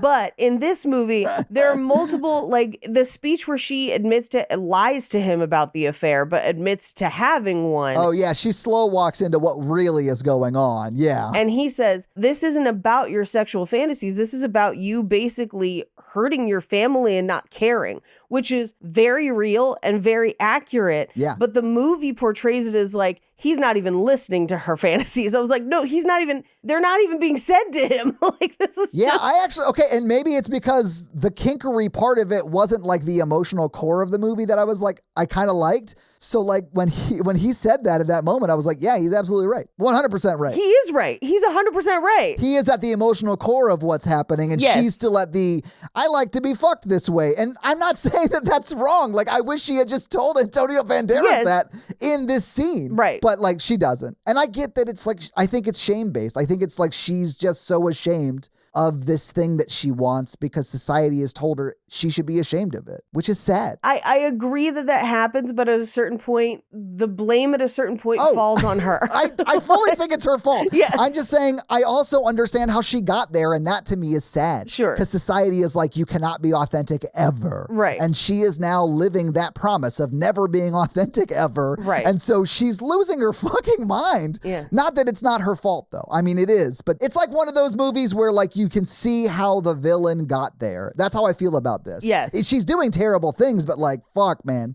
I get it. It's like Spider-Man Homecoming. It's been a long time since I saw Spider-Man Homecoming. It's best villain of any movie ever. But I feel like it's more a case of like, your mental health is not your fault, but it is your responsibility.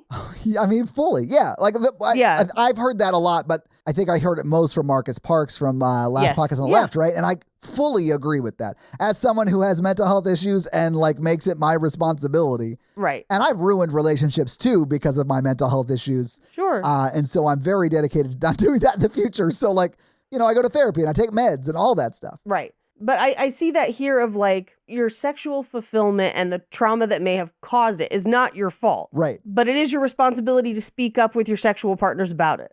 And she is not doing that. Right. She's not communicating. No. Anyway, we cut to, because it does not go well because she didn't give him the information for it to go well. Right. And he's like, it's making me feel like a villain. And I'm like, yeah, because she didn't set up the game. Yeah. If you set up the fact this is a game, I am into it, it's cool, these are the things that I'm okay with, and team. Yeah, exactly, right? Like, that is, honestly, that sounds insane on some level, but that's how it is. Like, yes, yeah. There's like a defined start and a defined end, especially if that safe word is said. So like, and it takes a lot of trust because like as the submissive person, like you have to fully feel like you're in control at all times while also not at all being in control. Yes. Because you need to feel safe, right? That's like the whole consensual non-consent thing is a very delicate balance. Yeah. Which is sort of what they're playing with on some level. Yeah. Well, and that's what she wants to play at. But that again, it requires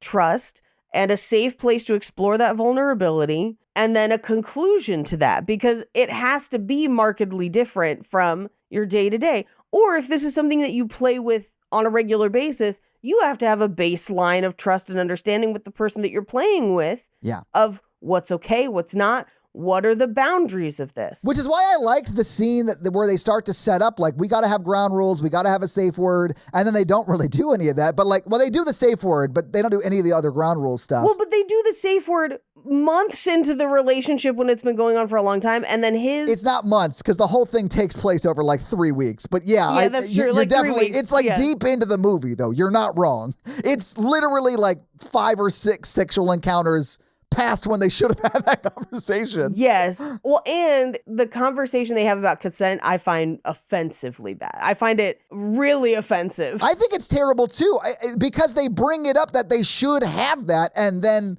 don't and kind of do the opposite. Like it's the opposite. And he pushes her with blackmail to agree to what he is calling consent, which is anything but. Yeah. And I fucking hate that shit. Of course. Yeah. You can't blackmail someone into consent. That's like, yeah. Yes. Yeah. I mean, you could phrase it that way. It doesn't make it so. It doesn't make it consent. Yeah. Anyway, so she's giving a speech and she is with another, and I believe it's a board member because we only see this person like 1 or 2 times. Yeah. And 1 or 2 times as they are trying to promote women in the workplace. So I think that's also part of what this speech is. I think so. But she's giving a speech. She uses the word weakness. And the other woman is like, hey, don't use weakness. We see vulnerability as a positive. Go ahead and take that one again. Yeah, the way she's using weakness in the speech is like that we can never show our weakness and like what we're not great at or whatever. And then that's why she's coaching her that way, because now society is seen as like vulnerability can be sort of a strength, you know? Yeah. And again, this woman only appears in like one other scene and seems to be on the same level thereabouts as Nicole Kidman because she controls a lot of the staffing. Yeah, I wondered if she was like on the board, or maybe if she has a lot of staff that report to her. It's probably someone who's like a senior vice president that reports right to Nicole Kidman, but she's not like a prevalent main character in the movie. No. So I don't really know. I'm not sure we ever get her title or anything, but she is a woman of power at this company. Right. We could then cut to the family party where her whole family is there, and Antonio Banderas in that white shirt, white sweater combo, or white jacket, white sweater combo, chef's choice. There's not a moment he doesn't look great in this movie. Right. I mean, that's true of so many people in this movie, though. So many. Unless you're Nicole Kidman's skin, apparently. I'm telling you, the makeup department did her wrong. Anyway, this scene is where Esme comes up to her and is like, hey, here's to a great year. Can we talk about my promotion? Yes, of course. And also, by the way, I love your name. Where is it? Polish? Like, where'd you get it? And this is where she says, I was named by a guru. I lived in communes and cults. And then we never really address it again until the very, very end. The movie wants this to mean something, and it doesn't. It doesn't. They never come back and address it. I don't know if it's supposed to tie to someone's actual life story or something like that the like director or writer's paying an homage to, but like it's so out of left field and not flushed out that that's the only reason I could think of its inclusion, you know? Like it's another piece of, like, as someone who talks about cults a lot, I feel like if you wanted to draw a parallel of control as a child to wanting someone to control you as an adult, fine, but they don't really dig into it enough to tie that together. I also think that's a very reductive view of cults, because I would consider cults to be domestic violence on a macro scale. And so, like, you know, that to compare a cult and the control that way, I think is pretty crass. And so it was another inclusion in this movie that I was like, why is that here? I could see that kind of, although I didn't have the thought of, oh, they're doing this because it's trying to elude the fact that she wants to be controlled because that's how she grew up. But that's not even what I thought about that. Because that's like every religion has a control aspect to it. That's like why they exist. So like, I didn't even consider that at all. I was just like, I guess that's an interesting note we never flushed out. Like, I didn't even think it tied in at all, but I could see why you think that. She brings it back in the conversation with Antonio Banderas, which is why I was like, whoever wrote this thinks this means something, and they didn't bring it in for a landing. Yeah, I guess. Because if you think that just because you grew up in a cult, that person was controlled, and you grew up in any religion, that's an insane belief, because like you grew up similarly. Everyone is controlled by something, right? Exactly. Especially when you're kids. Yeah. If it's not your church, it's your family. Yeah. Yeah, like and I'm not saying that any of that's necessarily bad, really. You know, like no, it's you know. You don't know to run into the street, and so people stop you from running in the street. Like, of course, like any versions of that can be bad, but it can also be great. They can do great things for society, whatever. Yeah. Well, and I think the thing that gets me the most about it is like, if you're going for that, then you're going for the power transference kink. Like, if you're trying, I don't think that's a good way to loop it in, but like, if you are, these are all building blocks that you've set up for a specific like kind of kink that is going to then inform the emotional core of the movie, and it don't. Yeah. I mean, I think the power dynamic kink does. I don't think the degradation or humiliation kink does necessarily. Right. I was just like, oh, maybe the like writer director's just also into that, or maybe, I don't know that they are. I'm not saying that, but like, there's a reason it also is included, I think. I guess. But I don't think it's a story-driven reason, is my point. Yeah, I don't know. I think it only hurts it. I don't think it helps your story at all. I certainly don't think you need it. Yeah. I mean, I do think I think you need the power transference one. Yes. That's what this should be, is power transference. Anyway, she's watching Harris Dickinson dance, and he takes off his tie while he's dancing and drops it on the floor. Yeah. We cut back to their apartment, and after the party, Antonio Banderas is talking about the play and discussing the emotional dynamics of the play. It's at this point we should maybe bring up what play it is. Yes, please do. Because it's Hedda Gabler. Gabler? Oh, there's no way I'm going to say it right. So let's just say yes. Yeah, please. But it's a play about a woman in a loveless marriage. Yeah. Who then ultimately takes it to extremes, which I think is what this movie thinks about their relationship, that it is loveless. And I'm like, no. There is a ton of love here. There is just not communication here. And those are two very different things. I definitely think that there's a lot of love from his side of it. Sure. Yes. I don't know that she doesn't love him. I kind of do think she does love him. I think she can't be herself with him because she's been lying to him for 19 years and she's scared to. Sure. But she ultimately can become to find out. But I agree. I don't think the narrative of the play does match the movie, but the movie thinks it does. Like I don't disagree with you at all. Yes. And she's not paying attention to him. But this is where he then kind of like puts his glasses down and is like, am I relevant to you? Like, is this story that I'm working on with the play relevant? Is what I'm doing relevant? Is this what I should be doing? And that's a very vulnerable and like deep and intimate conversation. And she's not willing to have it. Right. She's just like, we're all irrelevant. And I'm like, no. I think it's because we talked about this a bunch. I think she doesn't feel safe to be honest with her husband, which is very sad to me. But that is what she's doing here. Right. She is like just pushing off the conversation by saying we're all irrelevant because she can't have the conversation with him. And he's actively trying to have. Yes. He's trusting her in a way that she won't trust him. Yeah. But anyway, she goes into the office the day after the party, picks up the tie off the floor as they're cleaning up, takes it into her office, and she just scarfs it down, Paige. She cannot wait to eat that man's tie that's been on the floor for probably 12 hours, maybe less. At least. But it's been hours. It's way past the 5-second rule. Guys, don't eat ties off the ground that have been on the ground for more than 5 seconds. We all know the rule. Well, then she flicks the bean to that tie, like 100%. You mean like half swallowed in her throat as she's like just getting down in her soundproof office? Mm-hmm.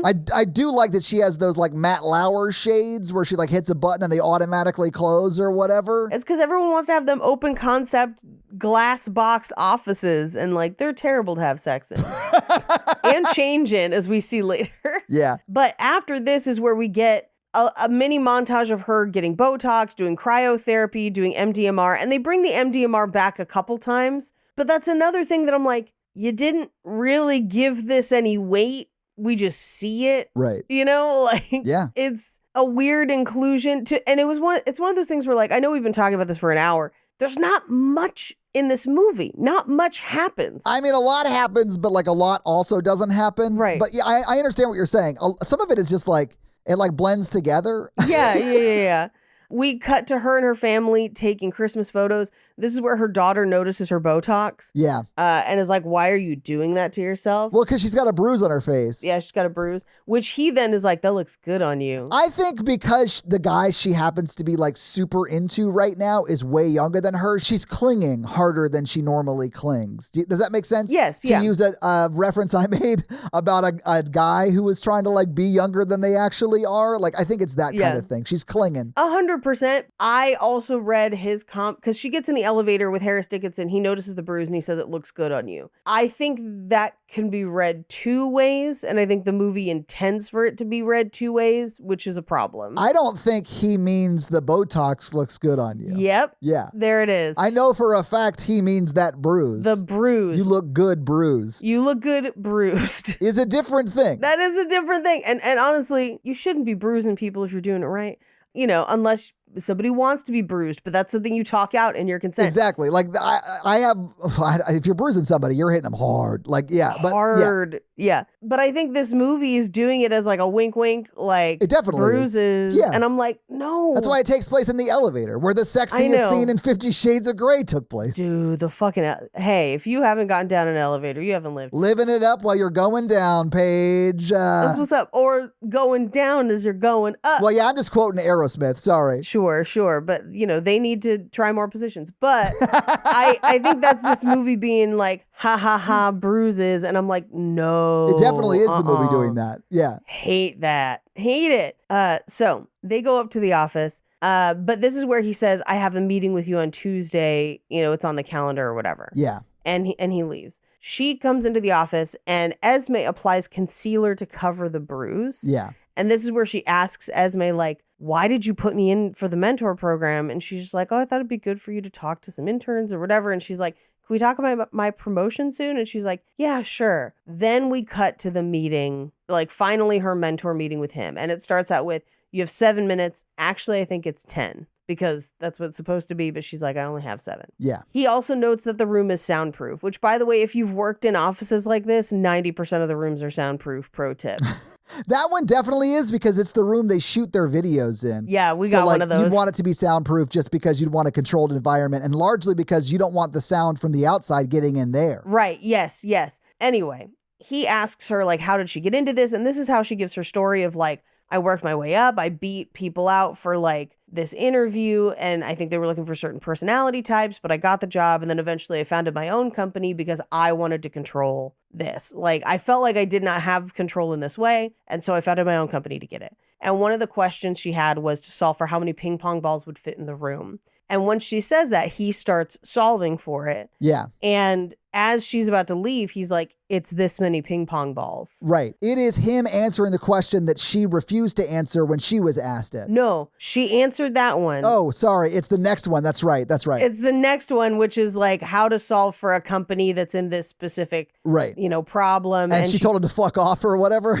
Yeah. And so they hired her. And they hired her. Yeah. Yes. Which I honestly like. She had also just bragged about graduating from Yale, and, she's just like bragging about how smart she is. And it does sort of make sense that if you graduated from Yale cum laude, like you would be sought after by companies. So that sort of made sense. Yeah, but also that she would come loudly. Which she does this entire movie, Paige. Yes, that's literally where I was going. Yeah. We'll talk about it. I got it the first time because it's like her performative life that she feels like she has to act for her husband. But every time it's like, oh yeah, no, like I'm into it. Have fun. Just let loose and sound the way you sound. I don't care. I mean, we'll talk about it when we get there because I had thoughts on that too. It surprised everyone in the movie theater when it happened, and everyone laughed. I bet Tom Cruise watched this movie like she never made those sounds with me. I prayed Disney knew every night for that.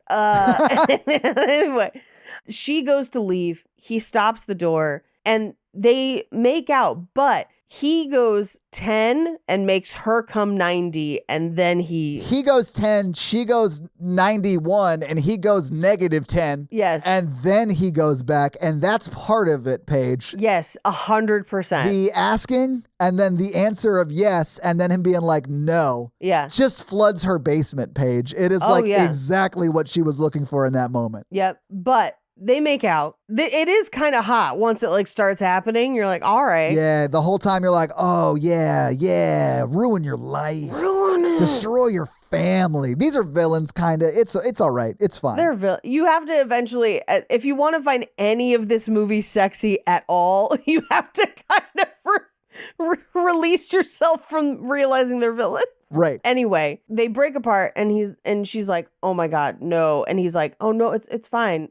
Almost like it was something she did to him. And she's like, it's really not fine, and leaves. And we cut to her country house where she and her family are hiking. Yeah.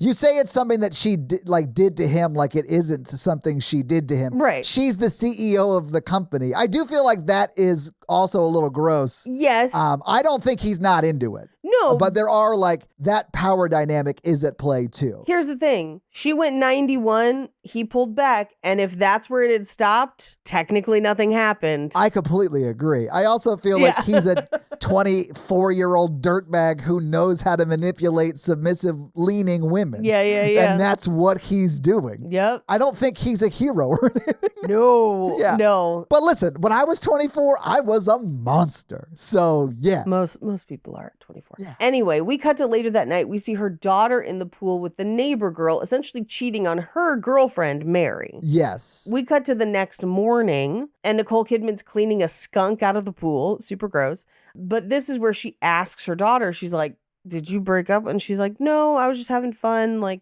it's fine. And I think this is almost a mother, daughter moment for Nicole Kidman, which I think is a weird inclusion in this movie. Because we will meet the girlfriend and they're back together and everything's fine later. Oh, you mean this relationship that her daughter is going through also has almost the exact same journey that the relationship her and her husband are about to go on? Yeah. Yeah.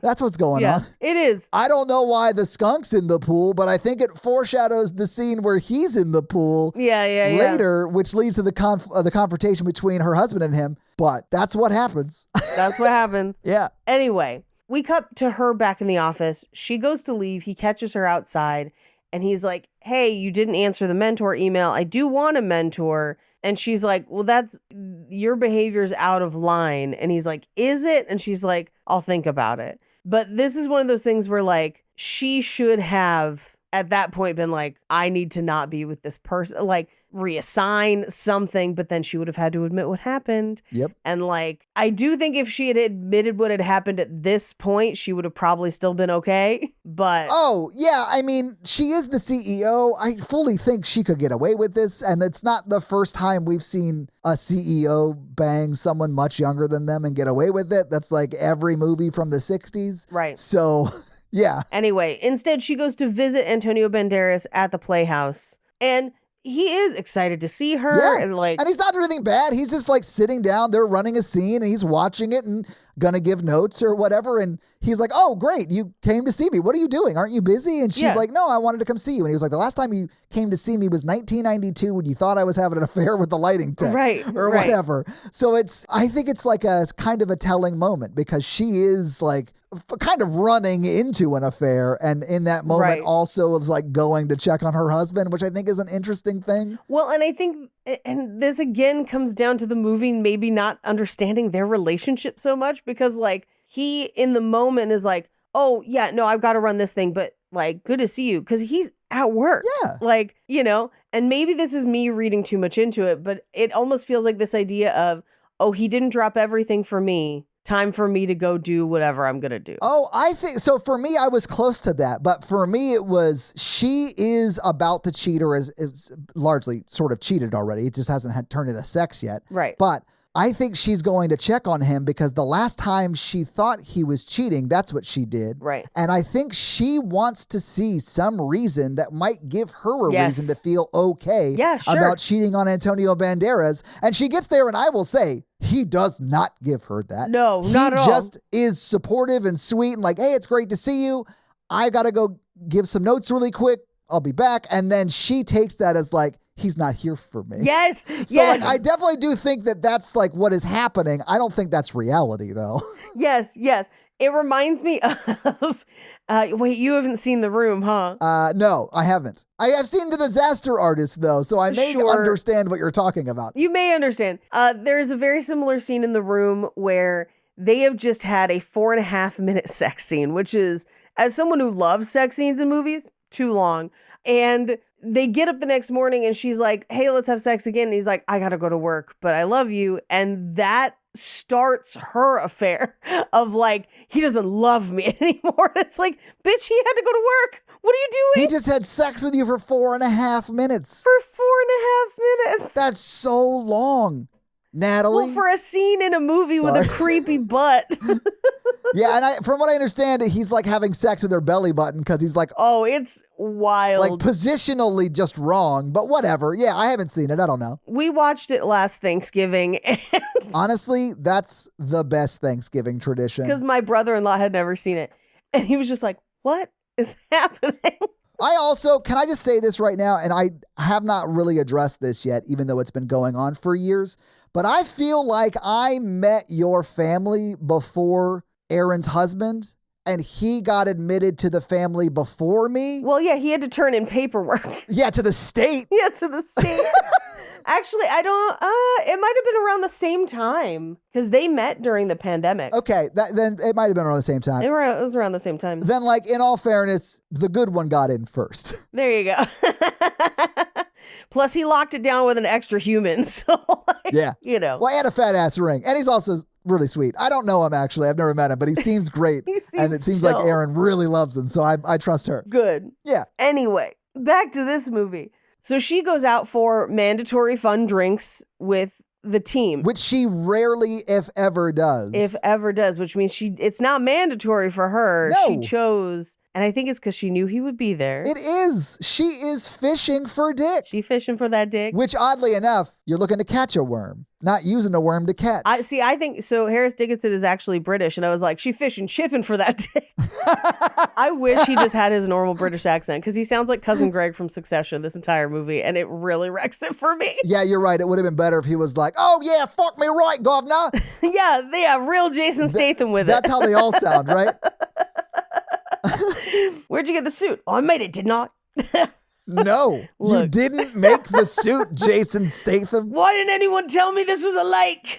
I've honestly, if during the credits it cut to a scene where Jason Statham was like sewing his suit that we saw him wearing, I would have just, and honestly, like playing it super straight, earnestly, like he's like really trying to make the best fucking suit and not saying a goddamn word, I'd have laughed my ass off. That would have been so funny. Because then you'd be like, wait, did the love of his life really fall out of a plane and then get hit by another plane hit by another plane. Midair?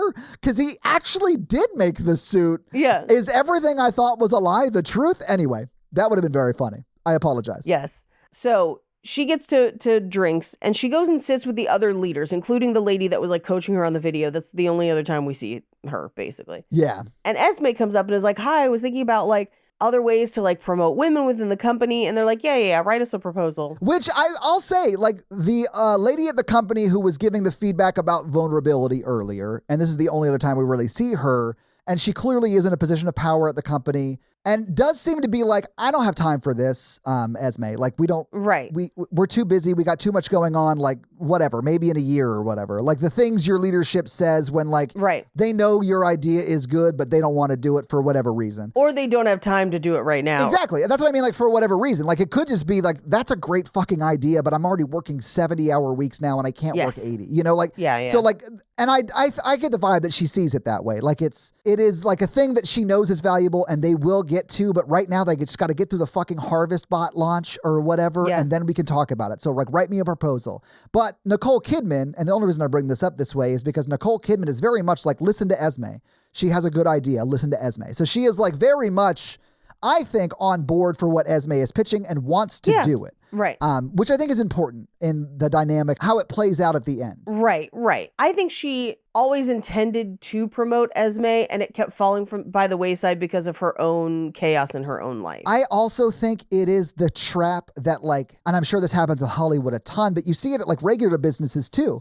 Like, you have an amazing personal assistant who really could be an amazing executive at whatever sort of industry they're in. Or Paige, that executive relies on them so heavily that they cannot promote them, because then they would suffer, their own work performance would suffer. You know what I'm saying? Like, yes, yeah. They're honestly too effective to promote. Yeah. And those are the jobs you have to quit, because which is so sad, because it's like, and I mean, it's sad for the company because that person's a great executive who knows the inside so well, right? But they're being like, and I'm going to use the spy reference. They're being sniped. Exactly. That's where I was going. They're being sniped into staying a personal assistant. This happened to me one time. But a lot of personal assistants at that who operate at that level also make really good money, because they could leave. Yeah, so some of them just choose to stay. Exactly. Like, and if you've made that calculus, like, good for you. If you're happy, good for you. I don't care, you know? Yeah. But it's sad to see it when they're making $55,000 a year and you're like, fuck, your assistant's better than you. Oh, yeah. I've seen that more than once, not at my current company, but in previous companies. Anyway,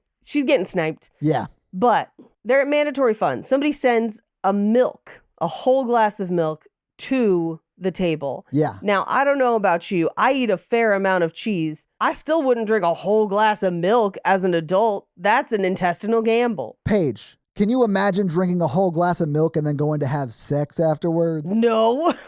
Yeah. When she drank the milk, I was like, oh, they're done for the evening. Like, this is going to be kinky or whatever, but they're not having... She's 56. Like, she's going to be in the bathroom for a bit after this. Good for her bones, though. Yeah. Osteoporose what? She's going to need that bone density for later. Paige, she's got that osteoporosis. He got that boner density. You know what I'm saying? That's what it is. Yeah.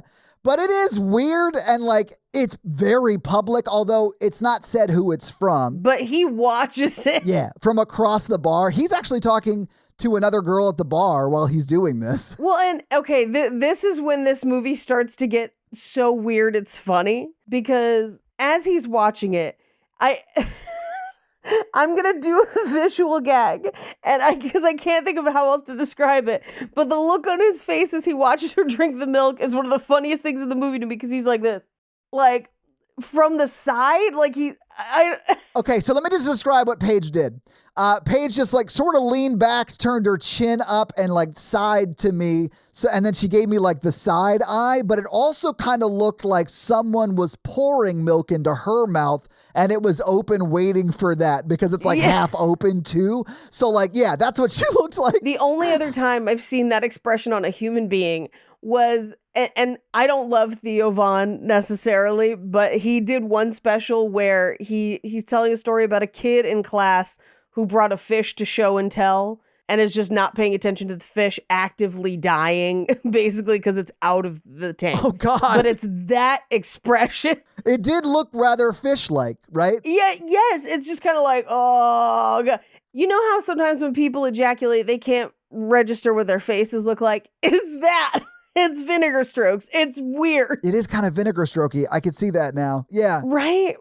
Although now I just want to, like, I'm sure I make the worst. Oh my God. I'm sure I look terrible. Natalie! I know. No, I'm not texting. No, I'm not going to text her. I'm not going to ask her to come in here. I don't want to know. I'll get self-conscious about it forever. But so the bar kind of clears out and he walks past her on his way out and just says, "Good girl." And I was like, oh, this is one of the only hot things in this movie. Oh, yeah. She fully ass floods her. She slips off of the bar stool she's sitting on, Paige. Oh, That's yeah. how much it turns her on. Yeah. Oh, God, yes. The levee's done broke. Did. Then she goes to her office and has to change on the floor, which I think they just did for a cool camera shot because we know she's got them shades. I actually kind of wondered why she was changing on the floor. It is an interesting shot. But then when you told me like it is a glass like office that she has. Yeah. And I wondered if there was like maybe like a little bit of a lip on where the window goes down to and she's trying to stay under that lip or something. Under the Although lip? I don't think it's that, but that would be a funny, like if this is a hard comedy, it would cut from that kind of cool shot where she's like struggling on the floor to her like right next to where that lip is, like hiding with a party going on. Yes, not yes, noticing yes. her. That would have been funny. I don't think that's why she's doing it, but that's a funny thought. So here's why I think she's doing it. Because I think she's on the floor so that she can hide behind her furniture. Yes, right? I do too. Yeah. Because I think the movie forgot she had screens. Right. I think so. But it is a cool shot. Like I don't know. Some things in movies I'm like, it's cool. Whatever. I get it. It's cool. Yeah. But she gets into a full formal dress and makes it for it seems like the end of the play. I don't think she saw the whole play. Well, I think because she was at the party and he was her husband obviously was directing the play. Right. He was at the play in a capacity where he wouldn't know if she was at the play the whole time or not. But she is there at least at the end because we see it end and we see her watch the end and then we see her go backstage and sort of like congratulate people and then make her excuses and leave, which is really sad. Like Antonio Banderas is like, we just had our opening night. Like, can you please hang out? Well, and it's like a work thing. Like, what time is it? You know, like she says it's a work emergency, which like that happens, man. If you're at the executive level, like that happens. It sucks. I hate it, but it does happen. Yeah. Because literally everything falls to you. But yeah, it's clearly not that though, you know? No, because she goes back to the office and he's broken into her office and left a note that says tomorrow with an address at 6:45 or whatever. Yeah. We cut to the next day where she goes to the hotel that he described in that note. He's not there. And she's kind of grossed out by the hotel. There's like a hair on the bed. Yeah. And it's not that bad of a hotel, but she's grossed out. It's far below her normal standards. It is not clean. Yeah, it's not clean. But I do think it's just to show that this is a way lower status than she is used to because she lives a very performative and not authentic life. Right. And we come to find out she can definitely get off in a room this dirty or this low class or whatever she wants to think of it as. Oh, yeah. So like she doesn't necessarily need the upscale stuff that she surrounds herself with. Look, you can get off anywhere if you try hard. And she does try hard in this scene. She does a lot of crazy shit. Well, this scene is so bonkers because like he shows up and he's like, oh, you came. Okay, cool. She did. I mean, not yet, but she came to the hotel room. Yeah, but this is where the consent conversation should happen. Oh, you mean before they have sex? Yeah. Yeah. Because she tries to kiss him and he's like, I don't know what you want. But then she's also like, this is gross. You need to stop. And he's like, who needs to stop? He's like, I don't want to hurt you is what she's saying, which is like. Yeah, well, she goes back to, she's like, you're very young and I don't want to hurt you. And I'm like, girl, he an adult. He is an adult. I don't really have a huge problem with their age gap even. Like it's like. There's a lot of other dynamics I don't love about it, but like that's not necessarily one of them. It's not on the list of problems. Right. That's kind of what I'm saying. Yeah. It's not the top. But I mean, like they're both adults, and I don't think he's like 18 adult. He's like 25 or 26 or whatever. Yes. I actually kind of wonder how old the actor is because I don't think they explicitly say his name or his age in the movie, right? No, but I would assume at absolute worst, he's like 22, but he's not. He definitely looks older than that. This probably wouldn't be. In real life, he's 28. Okay. All right. Yeah. And like, this wouldn't be your first internship, especially because they're getting paid. It is a paid internship. Yeah. Yeah. So to me, that suggests he's probably had another one or two. So that puts him around 26. I mean, he was probably 27 when they filmed the movie. Like, yeah. And he looks mid solidly mid-20s. I mean, way younger than her, but like that, I feel different about a 18, 19-year-old. Yes. And on both, I don't care what gender you are, but like than I do a 27, 28-year-old. I feel like they can make their own decisions better. Here's where I feel different about it. A teenager has maybe had some sexual experience, but probably not the breadth of sexual experience to interact with someone sexually in this way. Most of the time. Not Sure. all of them. I'm sure there's outliers, whatever. Yeah, I don't know. I mean, you're less experienced, but so I kind of get that. Yeah. Right? Someone who's 24, 25, they've probably been drinking, they've been partying, there's probably a bunch of people, like, this is not their first, by any means, sexual experience, most likely. Right. And so I feel a lot better about that person making a decision of, like, I want to have sex in this particular way for this particular situation based on my previous experience. Does that make sense? Yes. And I do get the vibe that he is this way with her, but it's not something that he is with everybody. Like, I don't think that he is... Well, he talks about that. Yeah, I don't think he necessarily, like, identifies as a dominant and, like, is looking for a submissive. Like, I feel like he plays that role for her because that's what she's looking for. And he's like game to because he enjoys it. Sure. But he is with other people. We don't see it, but he talks about it in the movie. Yeah. And he's not that way with them. He's not that way with them. And I think that's the movie fumbling something with kink again, to understand that kink and relationships don't always go together because it's not always about sex or love. Sometimes it is about a power imbalance, and people will set rules in place, experiment and play in that way, and then go back to their normal ass lives. Yeah. But the movie doesn't really delve or understand that in this at all. And it's like, that's not to say all the time. There are many people who play with their partners. There's tons of it. A bunch. Like, that's very normal. I would hope there's way more of that than people that don't. I would say it's equally normal to play with an established play partner that may not be your romantic partner. Yeah. And as long as everyone knows what's going on and is consenting. Yeah, I don't care. Vaya con Dios. Yeah. Have fun. Yeah. Like, just be safe and... Be safe and honest. Be safe and honest. Yeah. And this movie is not ready for actual kink conversations, because then that could have been a conversation of, maybe this is something Antonio Banderas does not want to participate in, but they have a consenting outlet for her to do that in a safe way. I feel like there's a lot of people like that. Right. This movie ain't ready to have that conversation. I also think that, like, Nicole Kidman can't have that conversation. I think, like, Yeah. the way the kinkery is fumbled in this movie is the way it often gets fumbled in real life. Sure. Because, sure. like, I think Nicole Kidman's issue is ultimately vulnerability. And she, even in this etch-a-sketched version of a relationship that she gets to start fresh with Harris, can't be 100% accurate and, like, honest and, like... Well, she's not even honest with him, really. Yeah, that's what I mean. Like, she Yeah, can't ever yeah. be vulnerable. I think at the end of the movie, her and Antonio Banderas are honest with each other. Sure. And have a fulfilling sexual experience. Right. But it takes the whole movie and all of the events for her to get comfortable talking to her husband, which is sad. Right. But in this scene, this is where they're just throwing things at the wall to see what sticks. Yes. I think they're like, this is sexy, right? Right? We're going to stand her up and put her against the corner of the wall like she's at a private school run by nuns. And I say that fully, like, that's a thing, though. Like, I know that's a thing. Sure. My parents, when my younger sister was little, that's how they used to give her timeouts. Oh, yeah. They would make her stand in the room just next to where stuff was happening, because they knew it would bother her to not be a part Of course. of whatever was happening. Yeah. So I know too much about this shit, but, like, that is not saying that your sister's into that, but, like, people who had similar experiences growing up. Interesting. Yeah. Interesting. People who are into this being put in a corner sexually. Yeah. I mean, that makes sense. Yeah. Yeah. Yeah.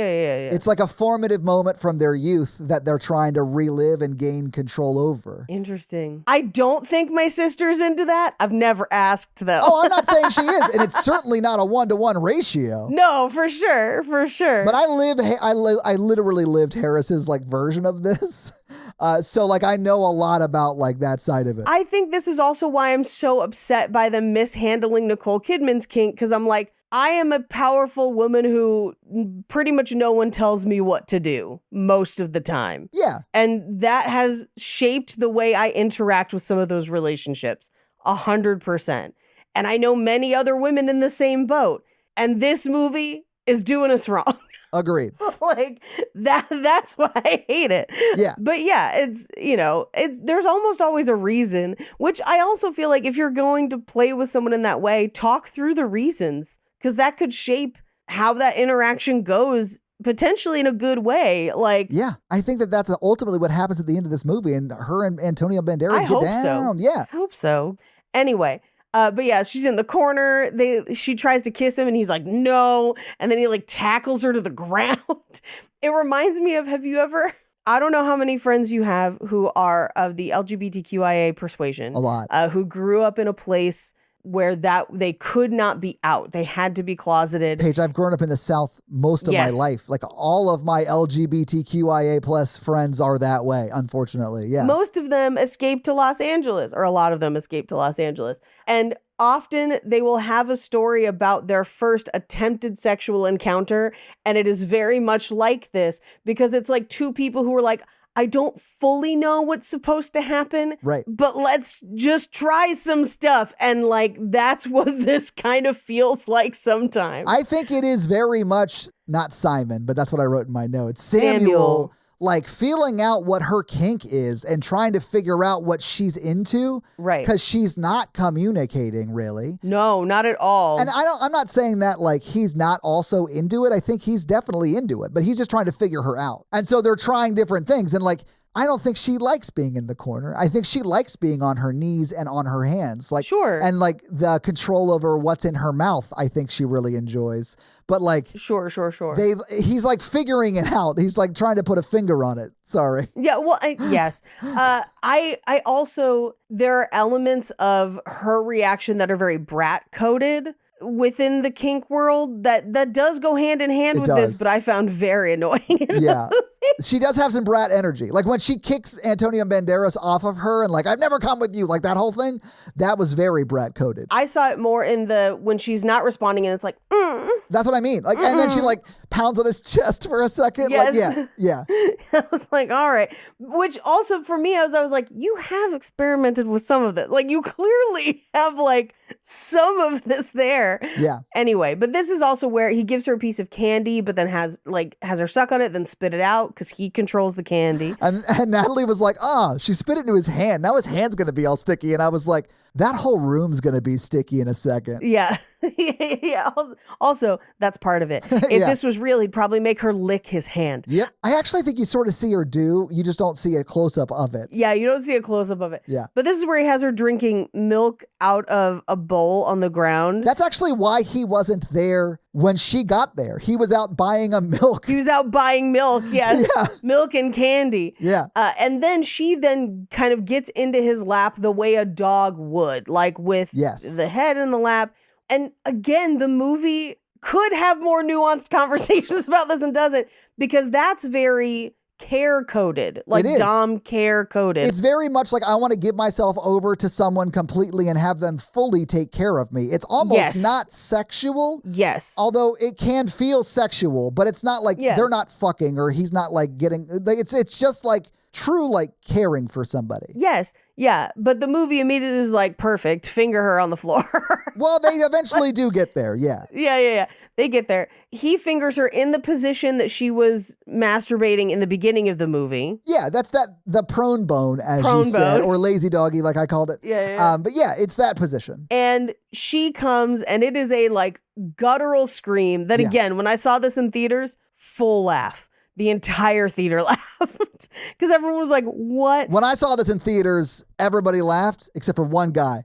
It was a really short guy. He got up and walked out. But he was talking about his Mission Impossible movies the whole time, so it's fine. It was fine. It's fine. Don't worry about it. He was like, I can't stand this. He took a running jump off one of the chairs. Here's the thing. Sometimes somebody gets you good and you ain't ready for it, and noises come out of you that you don't expect. I've never once heard someone I was with make a noise and been like, ugh. No. I've always been like, hell yeah. You know what I'm saying? So like, I don't care. I don't care that she sounds like a hyena. Like, whatever. Let's do this. Yeah, no, I'm a proponent for more noises all the time. Same. Noise means things are going well. Noise is a way to gauge things. Yes. It's a form of communication. Exactly. This is just, I think, an unexpected noise for people watching a movie where normally a movie would default to the like they'd go the porn dolphin route. Yeah, they go porn humpback whale in this, I think, route, which I'm here for. I didn't care. Hey. I also think that this may be the first time she's had an orgasm with somebody else in a long, long time. Because if she's to be believed when she tells Antonio Banderas that she's never had come with him. I don't believe that. Me either. I think she says it because she doesn't want to deal with what she needs to deal with. Yes. So she wants to say something that'll kick him out. And as someone who struggles with the avoidant dismissive thing, I understood why she said that and why she would have, even if it wasn't true, said that. Yes. So I agree. I think she was lying, but it might be, is all I'm saying. I think it's also her giving herself a reason to absolve her guilt about what's happening. Oh, fully, yes. Anyway, in this scene, he gets her off. He does mild aftercare, which is holding her while she cries. Right. He doesn't get her food, snacks, or water or anything, but fine. We then cut to a montage of them fucking in what I think is her private bathroom attached to her office. I assumed it was, but it definitely is a private bathroom. I assumed it was right next door to her office, but I don't think we ever see the layout. But yeah. Right. And this montage is just straight up regular ass sex scenes. Yeah. There's not really a lot of kink to it. It's just boning. So it's kind of hot. It's all right, cool. Yeah, I don't know, but it's like maybe the public part of it is a kink, but it's not really kinky. No. And there's one where he breaks a cup and he makes her pick the pieces up or whatever, Yeah. Fine. That's as kinky as they get. But we cut to, they're having dinner at her house and Mary, the daughter's girlfriend, is over and it seems to go well. The dinner seems to go well. And then she and Antonio Banderas have this really sweet scene under the sheets, talking about I'm so happy for our kids. And it just makes me sadder for Antonio Banderas. He deserves better. Can I maybe reveal something I thought they were trying to do and I loved, and I don't know that they landed it? Okay. The first time she starts to open up to Antonio Banderas, even a little bit, she is covered in a blanket. Yep. I wanted the big reveal of... To be that's where she feels safe. Yes, and including him in that, I thought would have been a very sweet sort of reveal. And they do have a sweet conversation here. I don't think it's her revealing who she truly is to him. Not at all. So I wanted it to be something else, but I liked the thematic view of it. I just wish that this had been how they revealed her opening up about who she is as a person and being vulnerable with him. Right. And I don't think it is. I think they just thought it was a cute way to do the scene and agree it is. I think it's very sweet. I do. I love that they're having this conversation, but I feel like this would also fall under the lane of this is the performing wife that she feels like she has to be. Right. Unless they delved more into this makes her feel safe for some reason, but they don't. They don't address it at all. Exactly. Anyway, we cut to her smoking in the kitchen and catching her daughter smoking in the kitchen. Well, yeah, and then taking the cigarette and smoking. But yeah. Yeah. And then we cut to the next day at the country house where who should show up in the middle of the fucking day to bring her laptop back but Samuel. Yeah. And they're like, oh, it's so cool that you're here. Come hiking with us. He does. And then she goes to drive him back to the train station. He's like, I like your family. And she's like, don't you fucking come here again. Yeah. Don't you ever show up here again. And this conversation is where it kind of flips. Yes. Yeah, because this is where he sort of starts to, I don't know. I mean, he sort of lays out the blackmail part of it.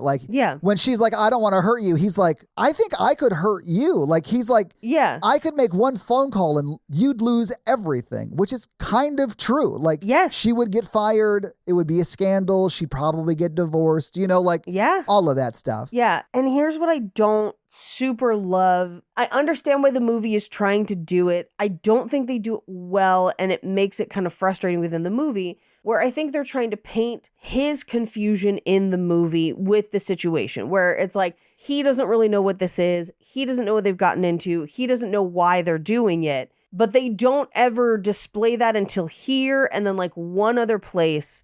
And so it just feels like it's part of the manipulation where I'm like, oh, he's a stalker and he is trying to emotionally manipulate her and she's in fucking danger. That's how he reads. I felt like he was trying to manipulate her too. I mean, he sort of lays out some blackmail right here. Yeah. I don't know a way to take that isn't somewhat manipulative. Right. I don't know that I don't feel like he wants to do that when he says it.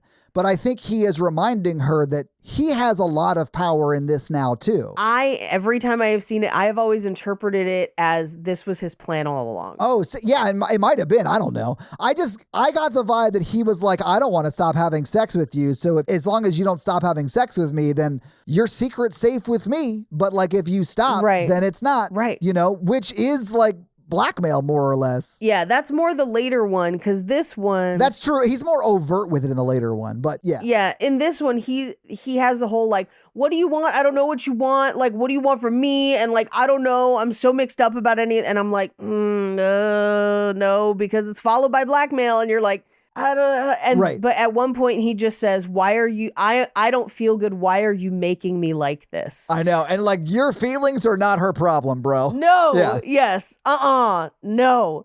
But we cut to work the next day where he's meeting with her investor, Sebastian. Yes. In the office, buys him a coffee. And then he calls her to the roof, interrupting that meeting. Right. She goes up to the roof and he's like, I think I'm going to transfer. I don't think I should work with you. And she's just like, no. Like, don't, because then they'll ask questions and like. Yeah, there'll be an investigation and I'll get fired and I'll lose everything. Right. Like, she's afraid right now of what he could do to her. Yes. Which to me is blackmail. Like, that's what that is. It's blackmail. Yeah. Yeah. And he's just like, not my problem. And then like leaves. And you're like, oh my God. So then we cut to her and Antonio Banderas later that night. And he's again trying to initiate sex.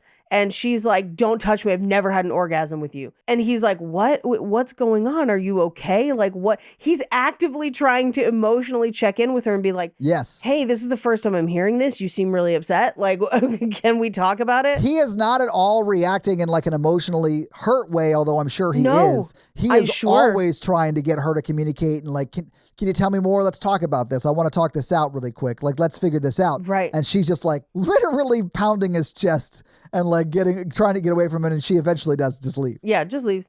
And she then leaves and goes to the bar where Samuel works. And he has them escort her out. Plays it perfectly, Paige. Yes. Plays it perfectly. He calls over the other bartender that's there and he's like, hey. Yep. He like whispers something in his ear. And then the other bartender comes over and goes, hey, he needs you to leave. You got to get out right now. And she's like, I just got to talk to him.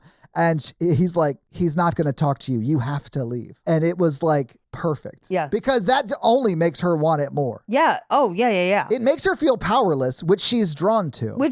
Yeah. But this also adds to my feeling of like, he is so manipulative. This is no longer like, this is bad. I think so. I agree. Yeah. I think this is a calculation on his part. Yes. Yeah. But we cut to the next morning where Antonio Banderas gets up and is like, hey, so last night. Hey, let's talk for a second. Remember that thing you said last night? Yeah. Can we talk about it? Right.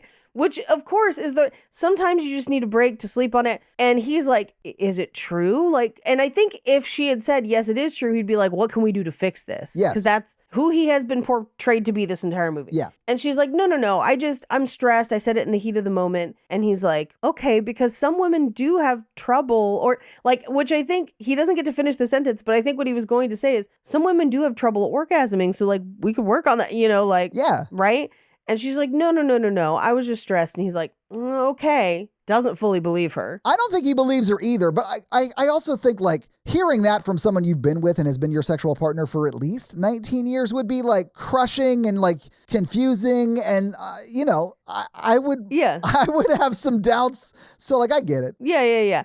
Well, and here's the thing. I'd be like, if it's true, why are you just telling me now? We are in a relationship together. Don't you think I would want to make you happy? Please tell me so that I can help. And he's always seemed like a great husband. Yes. I fully do buy that he would do anything outside of like of course. Way extreme stuff. Like whatever it is. Like I'm happy to be there. I'm happy to do whatever you need. Like right. Which we see at the end. Like Antonio Banderas is like husband of the year over here in this movie. I'm telling you. Well, and also it's like if it's not true, why are you saying that? Yeah. Right? Yeah. Like you're saying it to be hurtful and that's not okay because I didn't do anything. Like this is right. Anyway, we cut to work where now the tables have turned and he's like, you have 7 minutes. Are you ready to lose everything? Because it seems like you want to lose everything.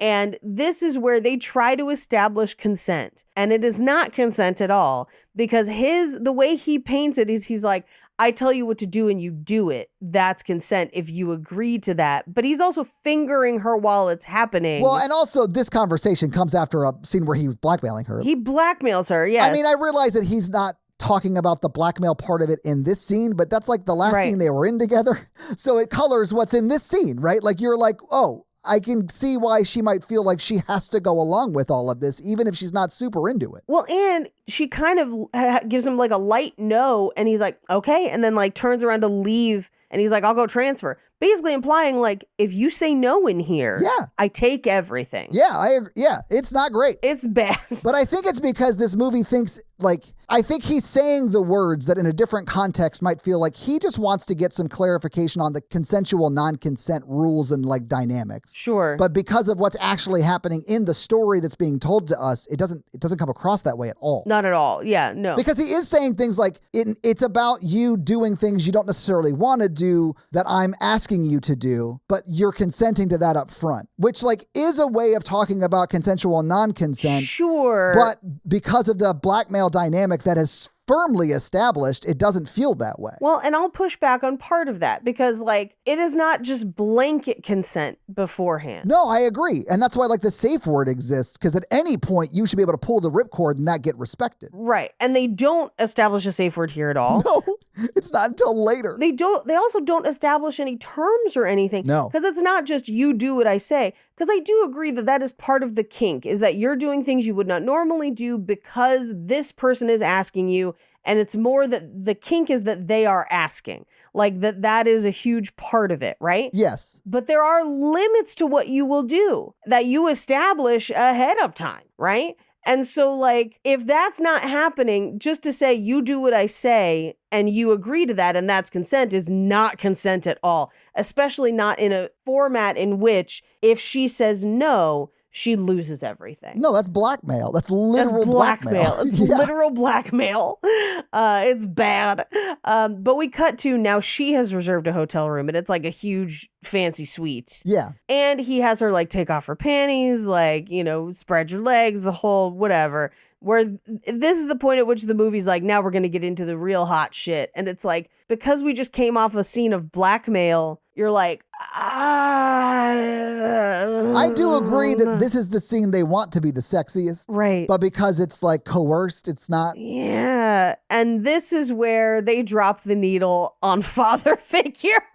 Perfect. Perfectly timed. It makes perfect sense in the kinkery involved. I mean, and I think it's a banger. It's like it is a banger. I love me some George Michael, man. Like it is a fucking banger. I will give you that. I'm never sad to hear it. However, it's almost hat on a hat. I could see that because it is very like, obviously it's a man singing about a gay relationship. So it like, sure. But it is very coded as like, she is seeing him as like, quote, daddy. You know what I'm saying? So like, well, it's an authority figure song, which if you're only dealing with power transference makes sense. Yes. I think it's a little weirdly upbeat for that, but fine. It's a banger though, so I'll forgive. It's a banger, so I'll forgive.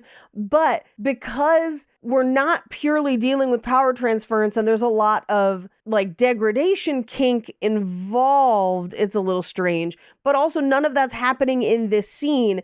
This scene, it's almost like she is the dom because he's dancing for her. And then she ends up cradling him in bed and like there is a full shift a little bit. I think that we're seeing some of what he's getting out of this. And I could probably tell you a lot about what his family dynamic is and what his mom is like based upon what's happening. Yeah. So like, I do agree with the way you're reading it. And I don't think he's doing this necessarily for her kink is my point. No. Like they're enjoying this experience together. And I get it. Like, right. I also like the song, Father Figure by George Michael. Look, who doesn't, man? It's George Michael. But this is where they establish a safe word halfway through this weird weekend. Right. Where it's her husband's name. Oh, yeah. And then they do more dog stuff. Is it the most tone deaf safe word? Yes. Yes. I love that you just said they do more dog stuff. You knew what I meant. Because you'd think doggy style, but it's not that. No. It's not that. It's like literal dog stuff. I would have fucking killed for some doggy style in this movie. Paige, the problem is we get too much of non-sex doggy style things is the problem. Yes, I agree. Yeah. She's drinking that milk doggy style out of a saucer on the floor. Yeah. Yeah. And then she's drinking it out of the floor. And then he licks it off her face. It's not sexy because you'd see the same thing at like the kennel of your local puppy adoption where one of them got into the milk and the other one's licking the milk off their face. That's what it looks like. That's what it looks like. Just with less jowls. Yeah. And here's the thing. The part in the first doggy scene where like she's her head's in his lap and he's kind of like petting her. It's very care coded. I could get into that. But it's just the milk on the floor. I'm like, this is going to be a mess. This is like, did they have to order that plate from room service? Like, this is a mess. I mean, they probably did. And her safe word is her husband's name? Yeah. Like, oh no. That's the part I was like, I don't love that. No, don't love that at all. And then he's like carrying her around. That's kind of hot. And then they're finally having sex. Finally having sex. And I'm like, all right, I can get into this. Okay. And then they're laying in bed talking about stuff.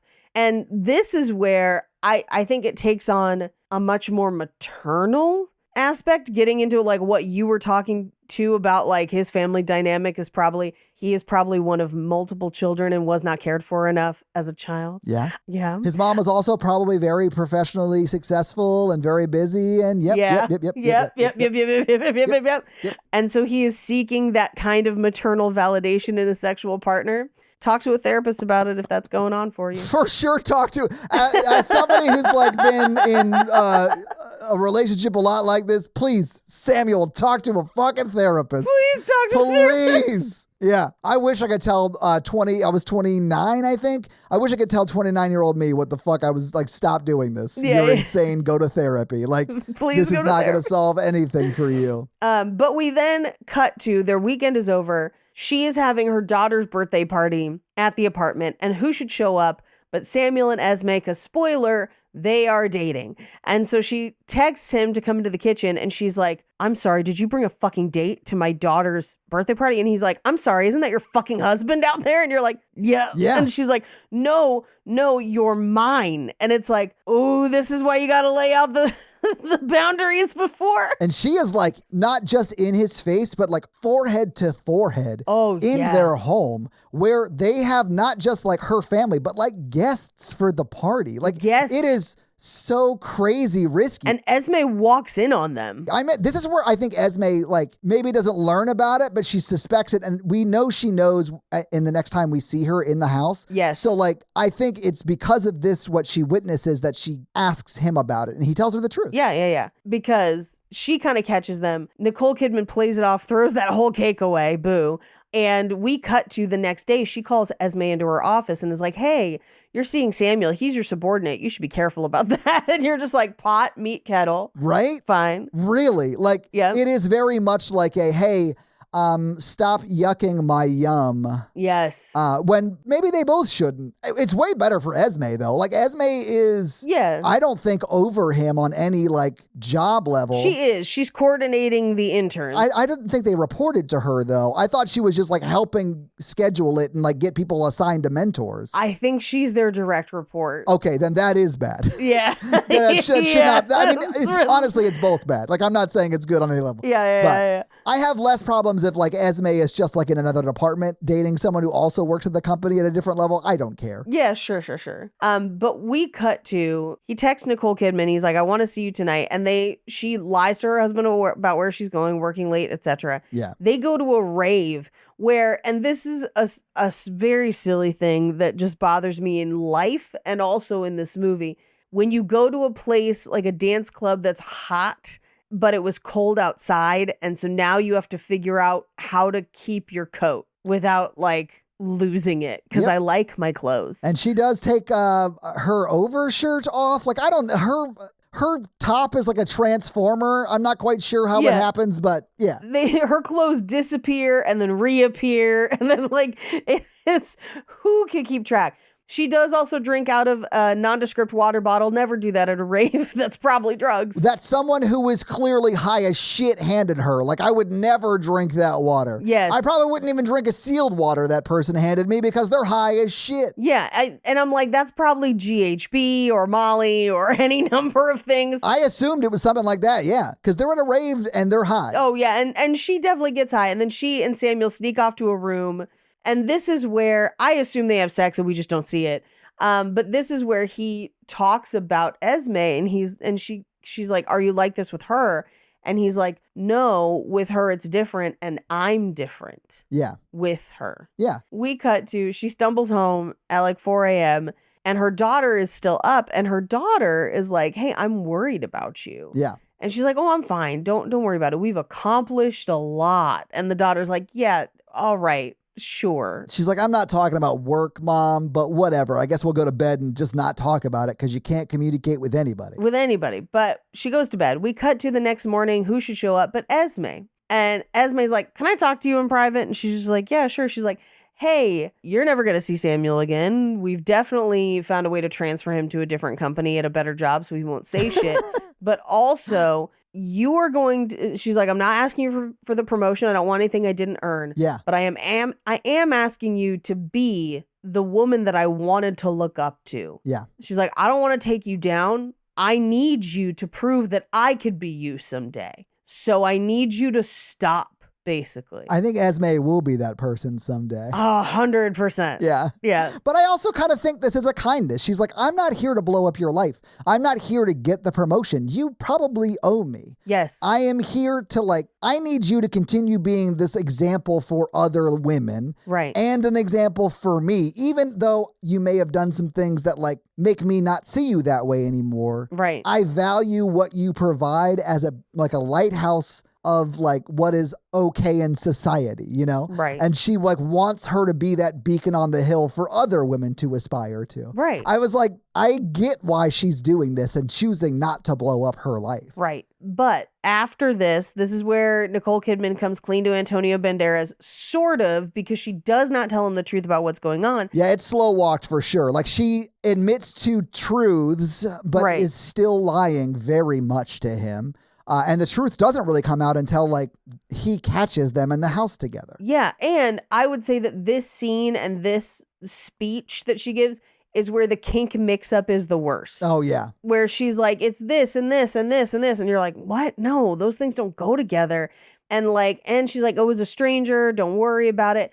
And he is like, this is where I think he is right in the movie, and the movie doesn't necessarily think he's right, where he's like, the kink doesn't fucking matter. I don't fucking care. You jeopardized your job and your family and all of this for something selfish. You could have talked to me. You could have whatever. And he's like, get the fuck out of the house. And I was like, he's right. He's right on this one. I get why he reacted this way. Yeah. 100%. I realize he wasn't told the whole truth, but he was told, I'm having an affair. Yeah.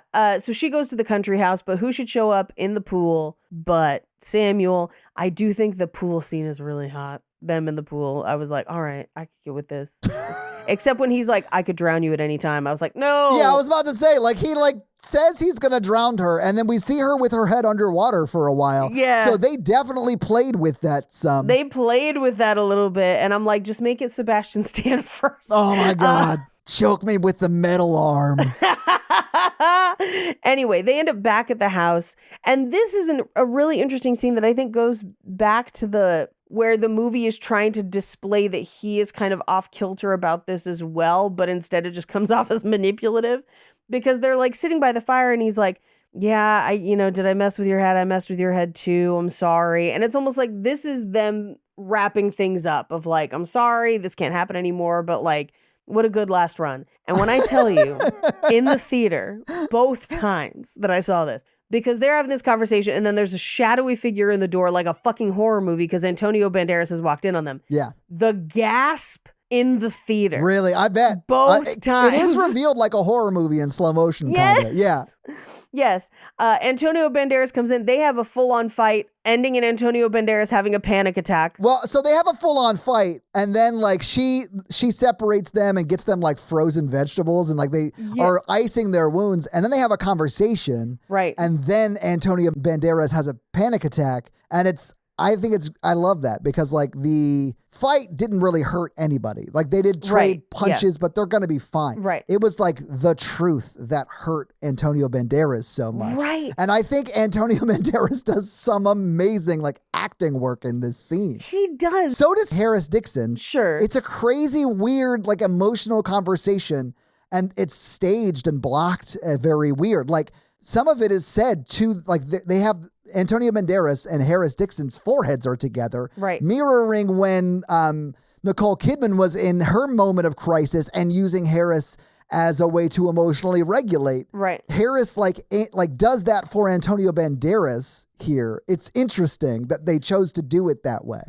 Yes, I don't love this conversation though, because I feel like it paints Antonio Banderas as someone who could never understand and would never understand. See, I disagree though, and I understand why you feel that way because those are kind of the words that are said. Yes. But I read it as like he was never given the opportunity to understand. Sure. So he does have, I think, an outdated view of society and sexuality and women's sexuality, but like he wasn't given the option of learning anything else. But it's the woman's sexuality part that really bugs me because the whole rest of the movie, we have displayed that he understands complex relationships that other women in his orbit have. So I don't think it would be that hard for him to understand. I don't think so He seems either. to understand it fine with the other people. But in the movie displays it as him being like, what?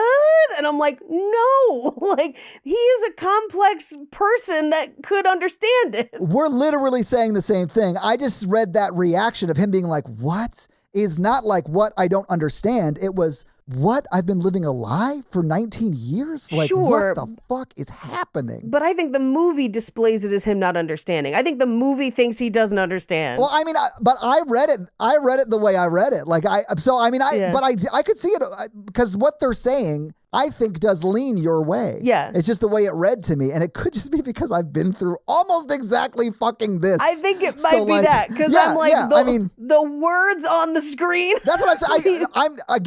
I think we agree wholeheartly on what's happening. I think the disagreement is over what is driving the panic attack, right? Sure. And to me, it was the realization that his relationship was a lie. And for you, it was like he was so out of touch with like what women want. Well, that's what the movie is saying. I know.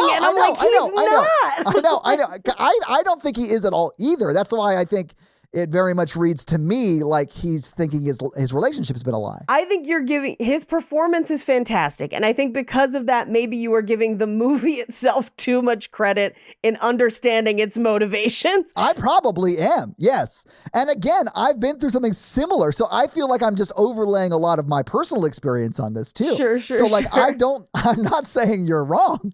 I just like I read it differently is all I'm saying. I have in my notes at this point, this movie understands nothing. It doesn't understand. But I feel the same way of everyone in this movie, I think has moments where you're like, what? Like that doesn't fit with anything we saw. Like you're showing us one thing and then giving us lines that are not that. There is some of that for sure. And it's frustrating. Yeah.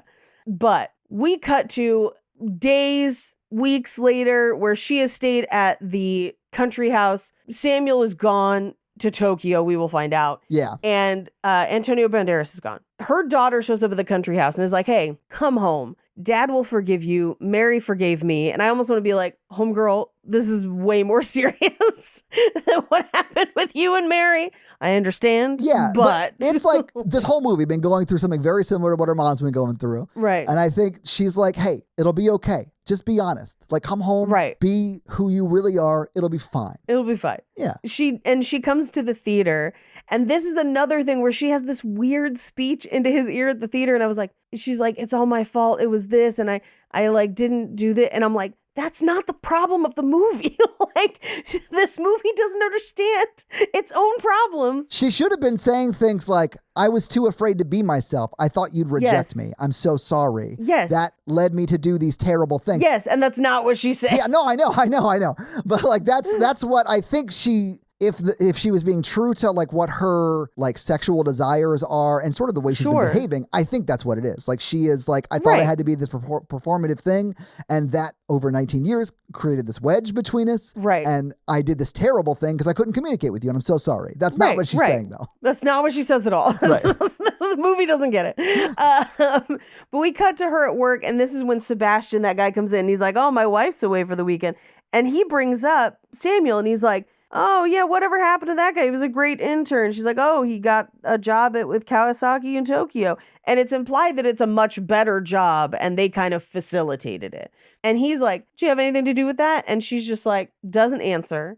And he's like, well, hey, next week come over for drinks. My wife's out of the house. And she's just like, fuck off. Don't ever talk to me like that again. If I want to be humiliated, I'll pay someone to do it. Get out of my office. Right. Which I think you could read, and this is why there's confusion about it. You could read as an existing relationship that she is ending and being like, no, I'm taking my power back. Or that he found out and Samuel told him what happened and he's trying to get one in too. Yeah, it could be either. It could be either. I read it as the latter, but it could be the first. I don't know. Yeah, I don't know. But we cut to her playing with Antonio Banderas and actually maybe a happy ending. But she is fantasizing about being that dog with Harris Dickinson.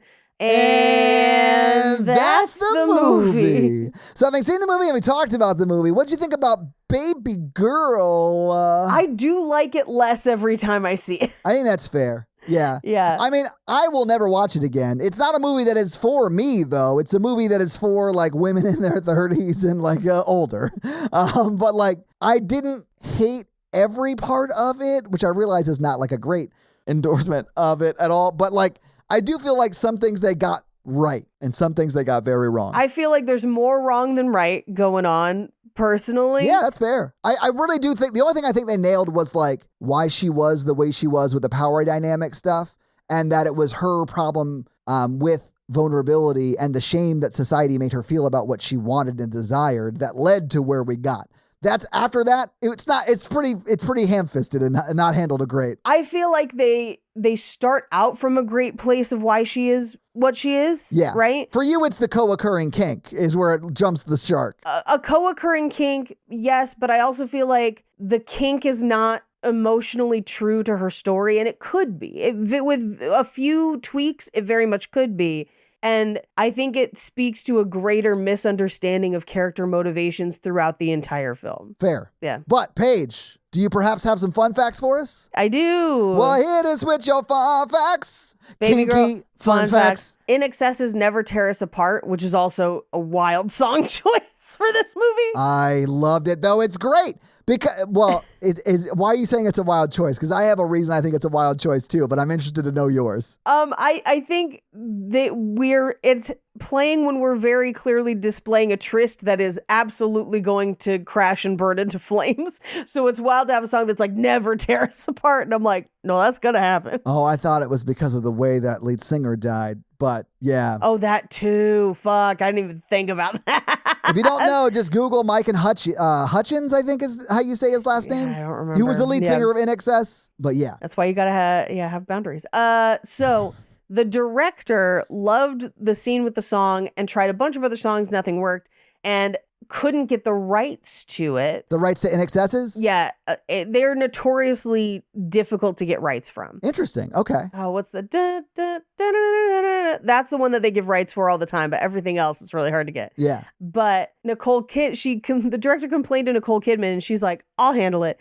And within days, they had the rights because Nicole Kidman asked. I wonder if she backed up a truck because she does have a lot of money. Like she's been a movie star for a long, long time. Or if just because of her like clout, she was able to like talk to them and be like, please, we'd love to use it. Here's why. And they're like, yeah, okay. I think it might have been her husband. I could see that because he's obviously very well connected in the music industry. Right. Yeah. Right? Yeah. You know, hey, if I needed a bunch of carpentry stuff, I'd ask my husband, you know? Yeah. Hey. Yeah. Who is Jesus? Sorry. Nicole Kidman actually won an award for this. She won the Volpe Cup for Best Actress at the Venice Film Festival in 2024. Okay. But could not accept the award because her mother passed away. Oh, that's so sad. And so the director had to accept on her behalf, which was very sad. Yeah. The milk glass scene happened to the director in real life. she went into a bar by herself and ran into a, quote, very famous unnamed Belgian actor. I have theories of who this might be because there are very few famous Belgian actors. I can't name one. Can you name a few so we might guess? Hold on. Because the Belgian actor is allegedly 15 years younger than her. Okay. And she was born in the 70s. So it's the only Belgian I know is the Muscles from Brussels, but I think he's older than her. So I don't think it was him, but that would have been a fucking wild story if Jean-Claude Van Damme had just bought someone milk. But no, a younger actor ordered a glass of milk for her. And she thought it was kind of ballsy and drank the whole thing. And she said, quote, it did leave her a little nauseated, which we brought up. Yeah, like it's a whole thing of milk and you're an adult. Yeah, it's not going to go great. She cast Harris Dickinson after seeing him in Triangle of Sadness, which I actually still have not seen, but a lot of people recommended. The barfing scene I think was going to really be tough for me. But she saw him in it and was like, we need to have him. He's not just an insanely talented young man, but he has a vulnerability and a unique masculinity that you don't see often with male actors, which is interesting. Yeah, but sure. Okay. I mean, I think he does a good job in this movie, so I think he's cast well. So there's a handful of songs in this movie that are actually built out of soundscapes as opposed to instruments. One of them is called Wolves. They were both written by Cristobal Tapia de Veer, who is one of the composers for the movie. He sampled a sound that Nicole Kidman made when tripping on set in one of the dailies. And it's a woo sound. That's awesome. And he sampled it and created a theme out of it, which is actually very cool. That's so cool, and yeah. they are very unique sounding in the movie, which is fun. So Nicole Kidman's AMC promo, which had been a mainstay in theaters since 2021, was removed from the reel before screenings of Babygirl, possibly to avoid brand association with the film's opening scene. That makes sense, because it goes from that right into the A24 logo and then her loudly coming. Yeah. Which is why she won that award at Yale or whatever. Magna cum loudly. Yeah. Yeah, because she actually just graduated from Yale. Yep. She won an award that was called Come Loudly by her roommates. Yep. The movie was originally a summer movie set in the Hamptons, but the writer's strike pushed the filming schedule, which meant that it had to become a Christmas movie. Oh, shit. Nice. Okay. Which it works because he's coming down her chimney a lot. But the word Babygirl is only mentioned once in the entire film. Okay. That's way less than any 365 movie. Yep. And Nicole Kidman and Antonio Banderas have actually played villains in the same franchise before. They were both the villain for Nicole Kidman, the original Paddington, and Antonio Banderas, Paddington in Peru, that came out this year. Okay. And those are your fun facts. All right. Well, thank you for those fun facts, Paige. Let's talk a little bit about box office. So what do you think the production budget was for Babygirl when it came out last year? What's the cost of a gallon of milk? I don't think this had a super high budget, even though it has famous people in it. I think this is one where people took scale or something. So I'm going to say this was probably $8 million. Okay, it's a little bit more than that, but I think you're sort of close with your thinking. It's just a little bit more than you thought. It was $20 million. Okay. Antonio Banderas, Nicole Kidman, like they're stars. Yeah. Like on the screen. Yeah, they definitely didn't get paid what they normally get paid to be in this movie. I think they both wanted to be in it because they liked it. Yeah. Okay, so this movie came out December 27th, 2024, and it was number 7 the week it came out, but it was beat by the number 1 movie that you saw, or that you didn't see, but your friends went and saw, Sonic the Hedgehog 3. Yeah, Sonic the Hedgehog 3. That was in its second week, yeah. Number 2 was Mufasa, The Lion King. Number 3 was Bounce on It Crazy Style, Nosferatu. Crazy Style. Number 4 was Defying Gravity at Wicked. And number 5 was Mona 2.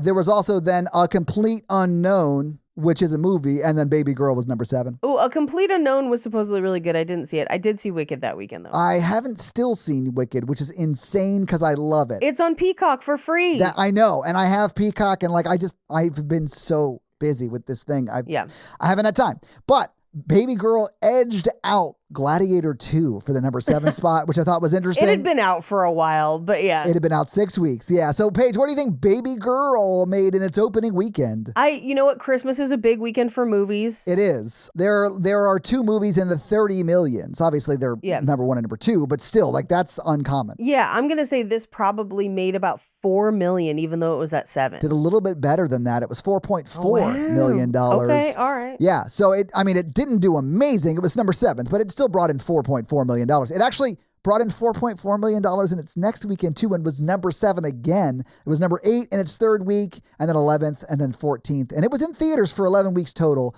but it was out of like the standings in theaters after its like 5th week. But what do you think it made domestically at the box office? I'm going to say this probably made $15 million. It did a little bit better than that, Paige. It made $28.1 million. Okay. And then it made, Paige, 35.6 internationally. Not surprised at all.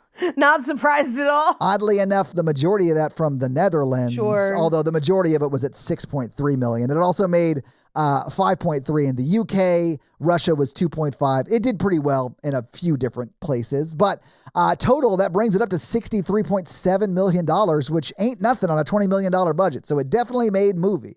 But that is your box office. Do you want to hit us with that romance scale? Our romance scale is a scale of 1 to 4 of how romantic we found this movie today. Todd? I'm going to give it a 1. It's not really romantic at all. We're watching 2 people have an affair. Yep. Is it sexy? Also, no, it's not for me. It doesn't do it for me.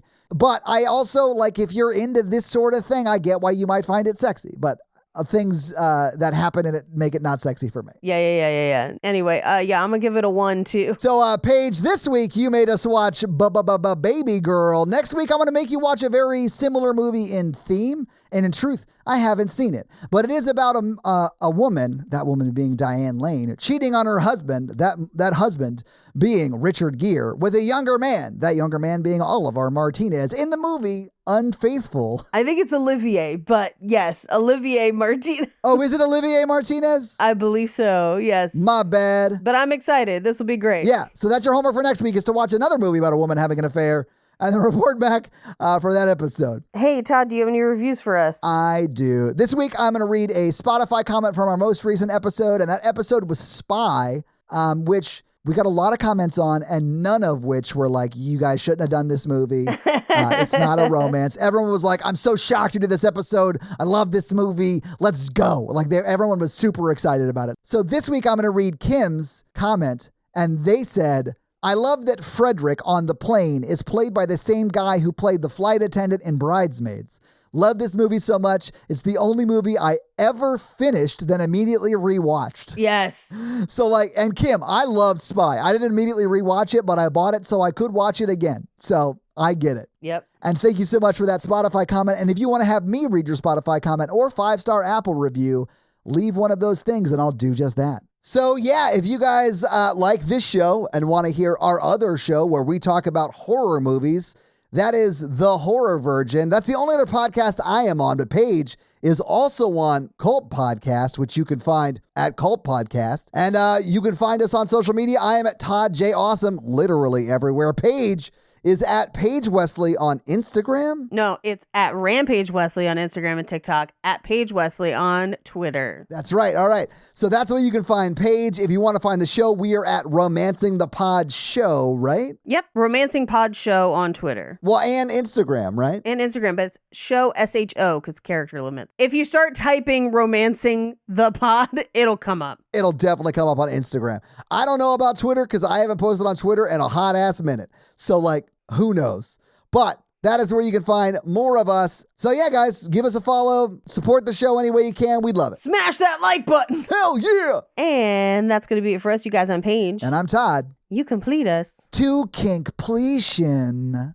Bye. Samuel needs to go to therapy, nerds.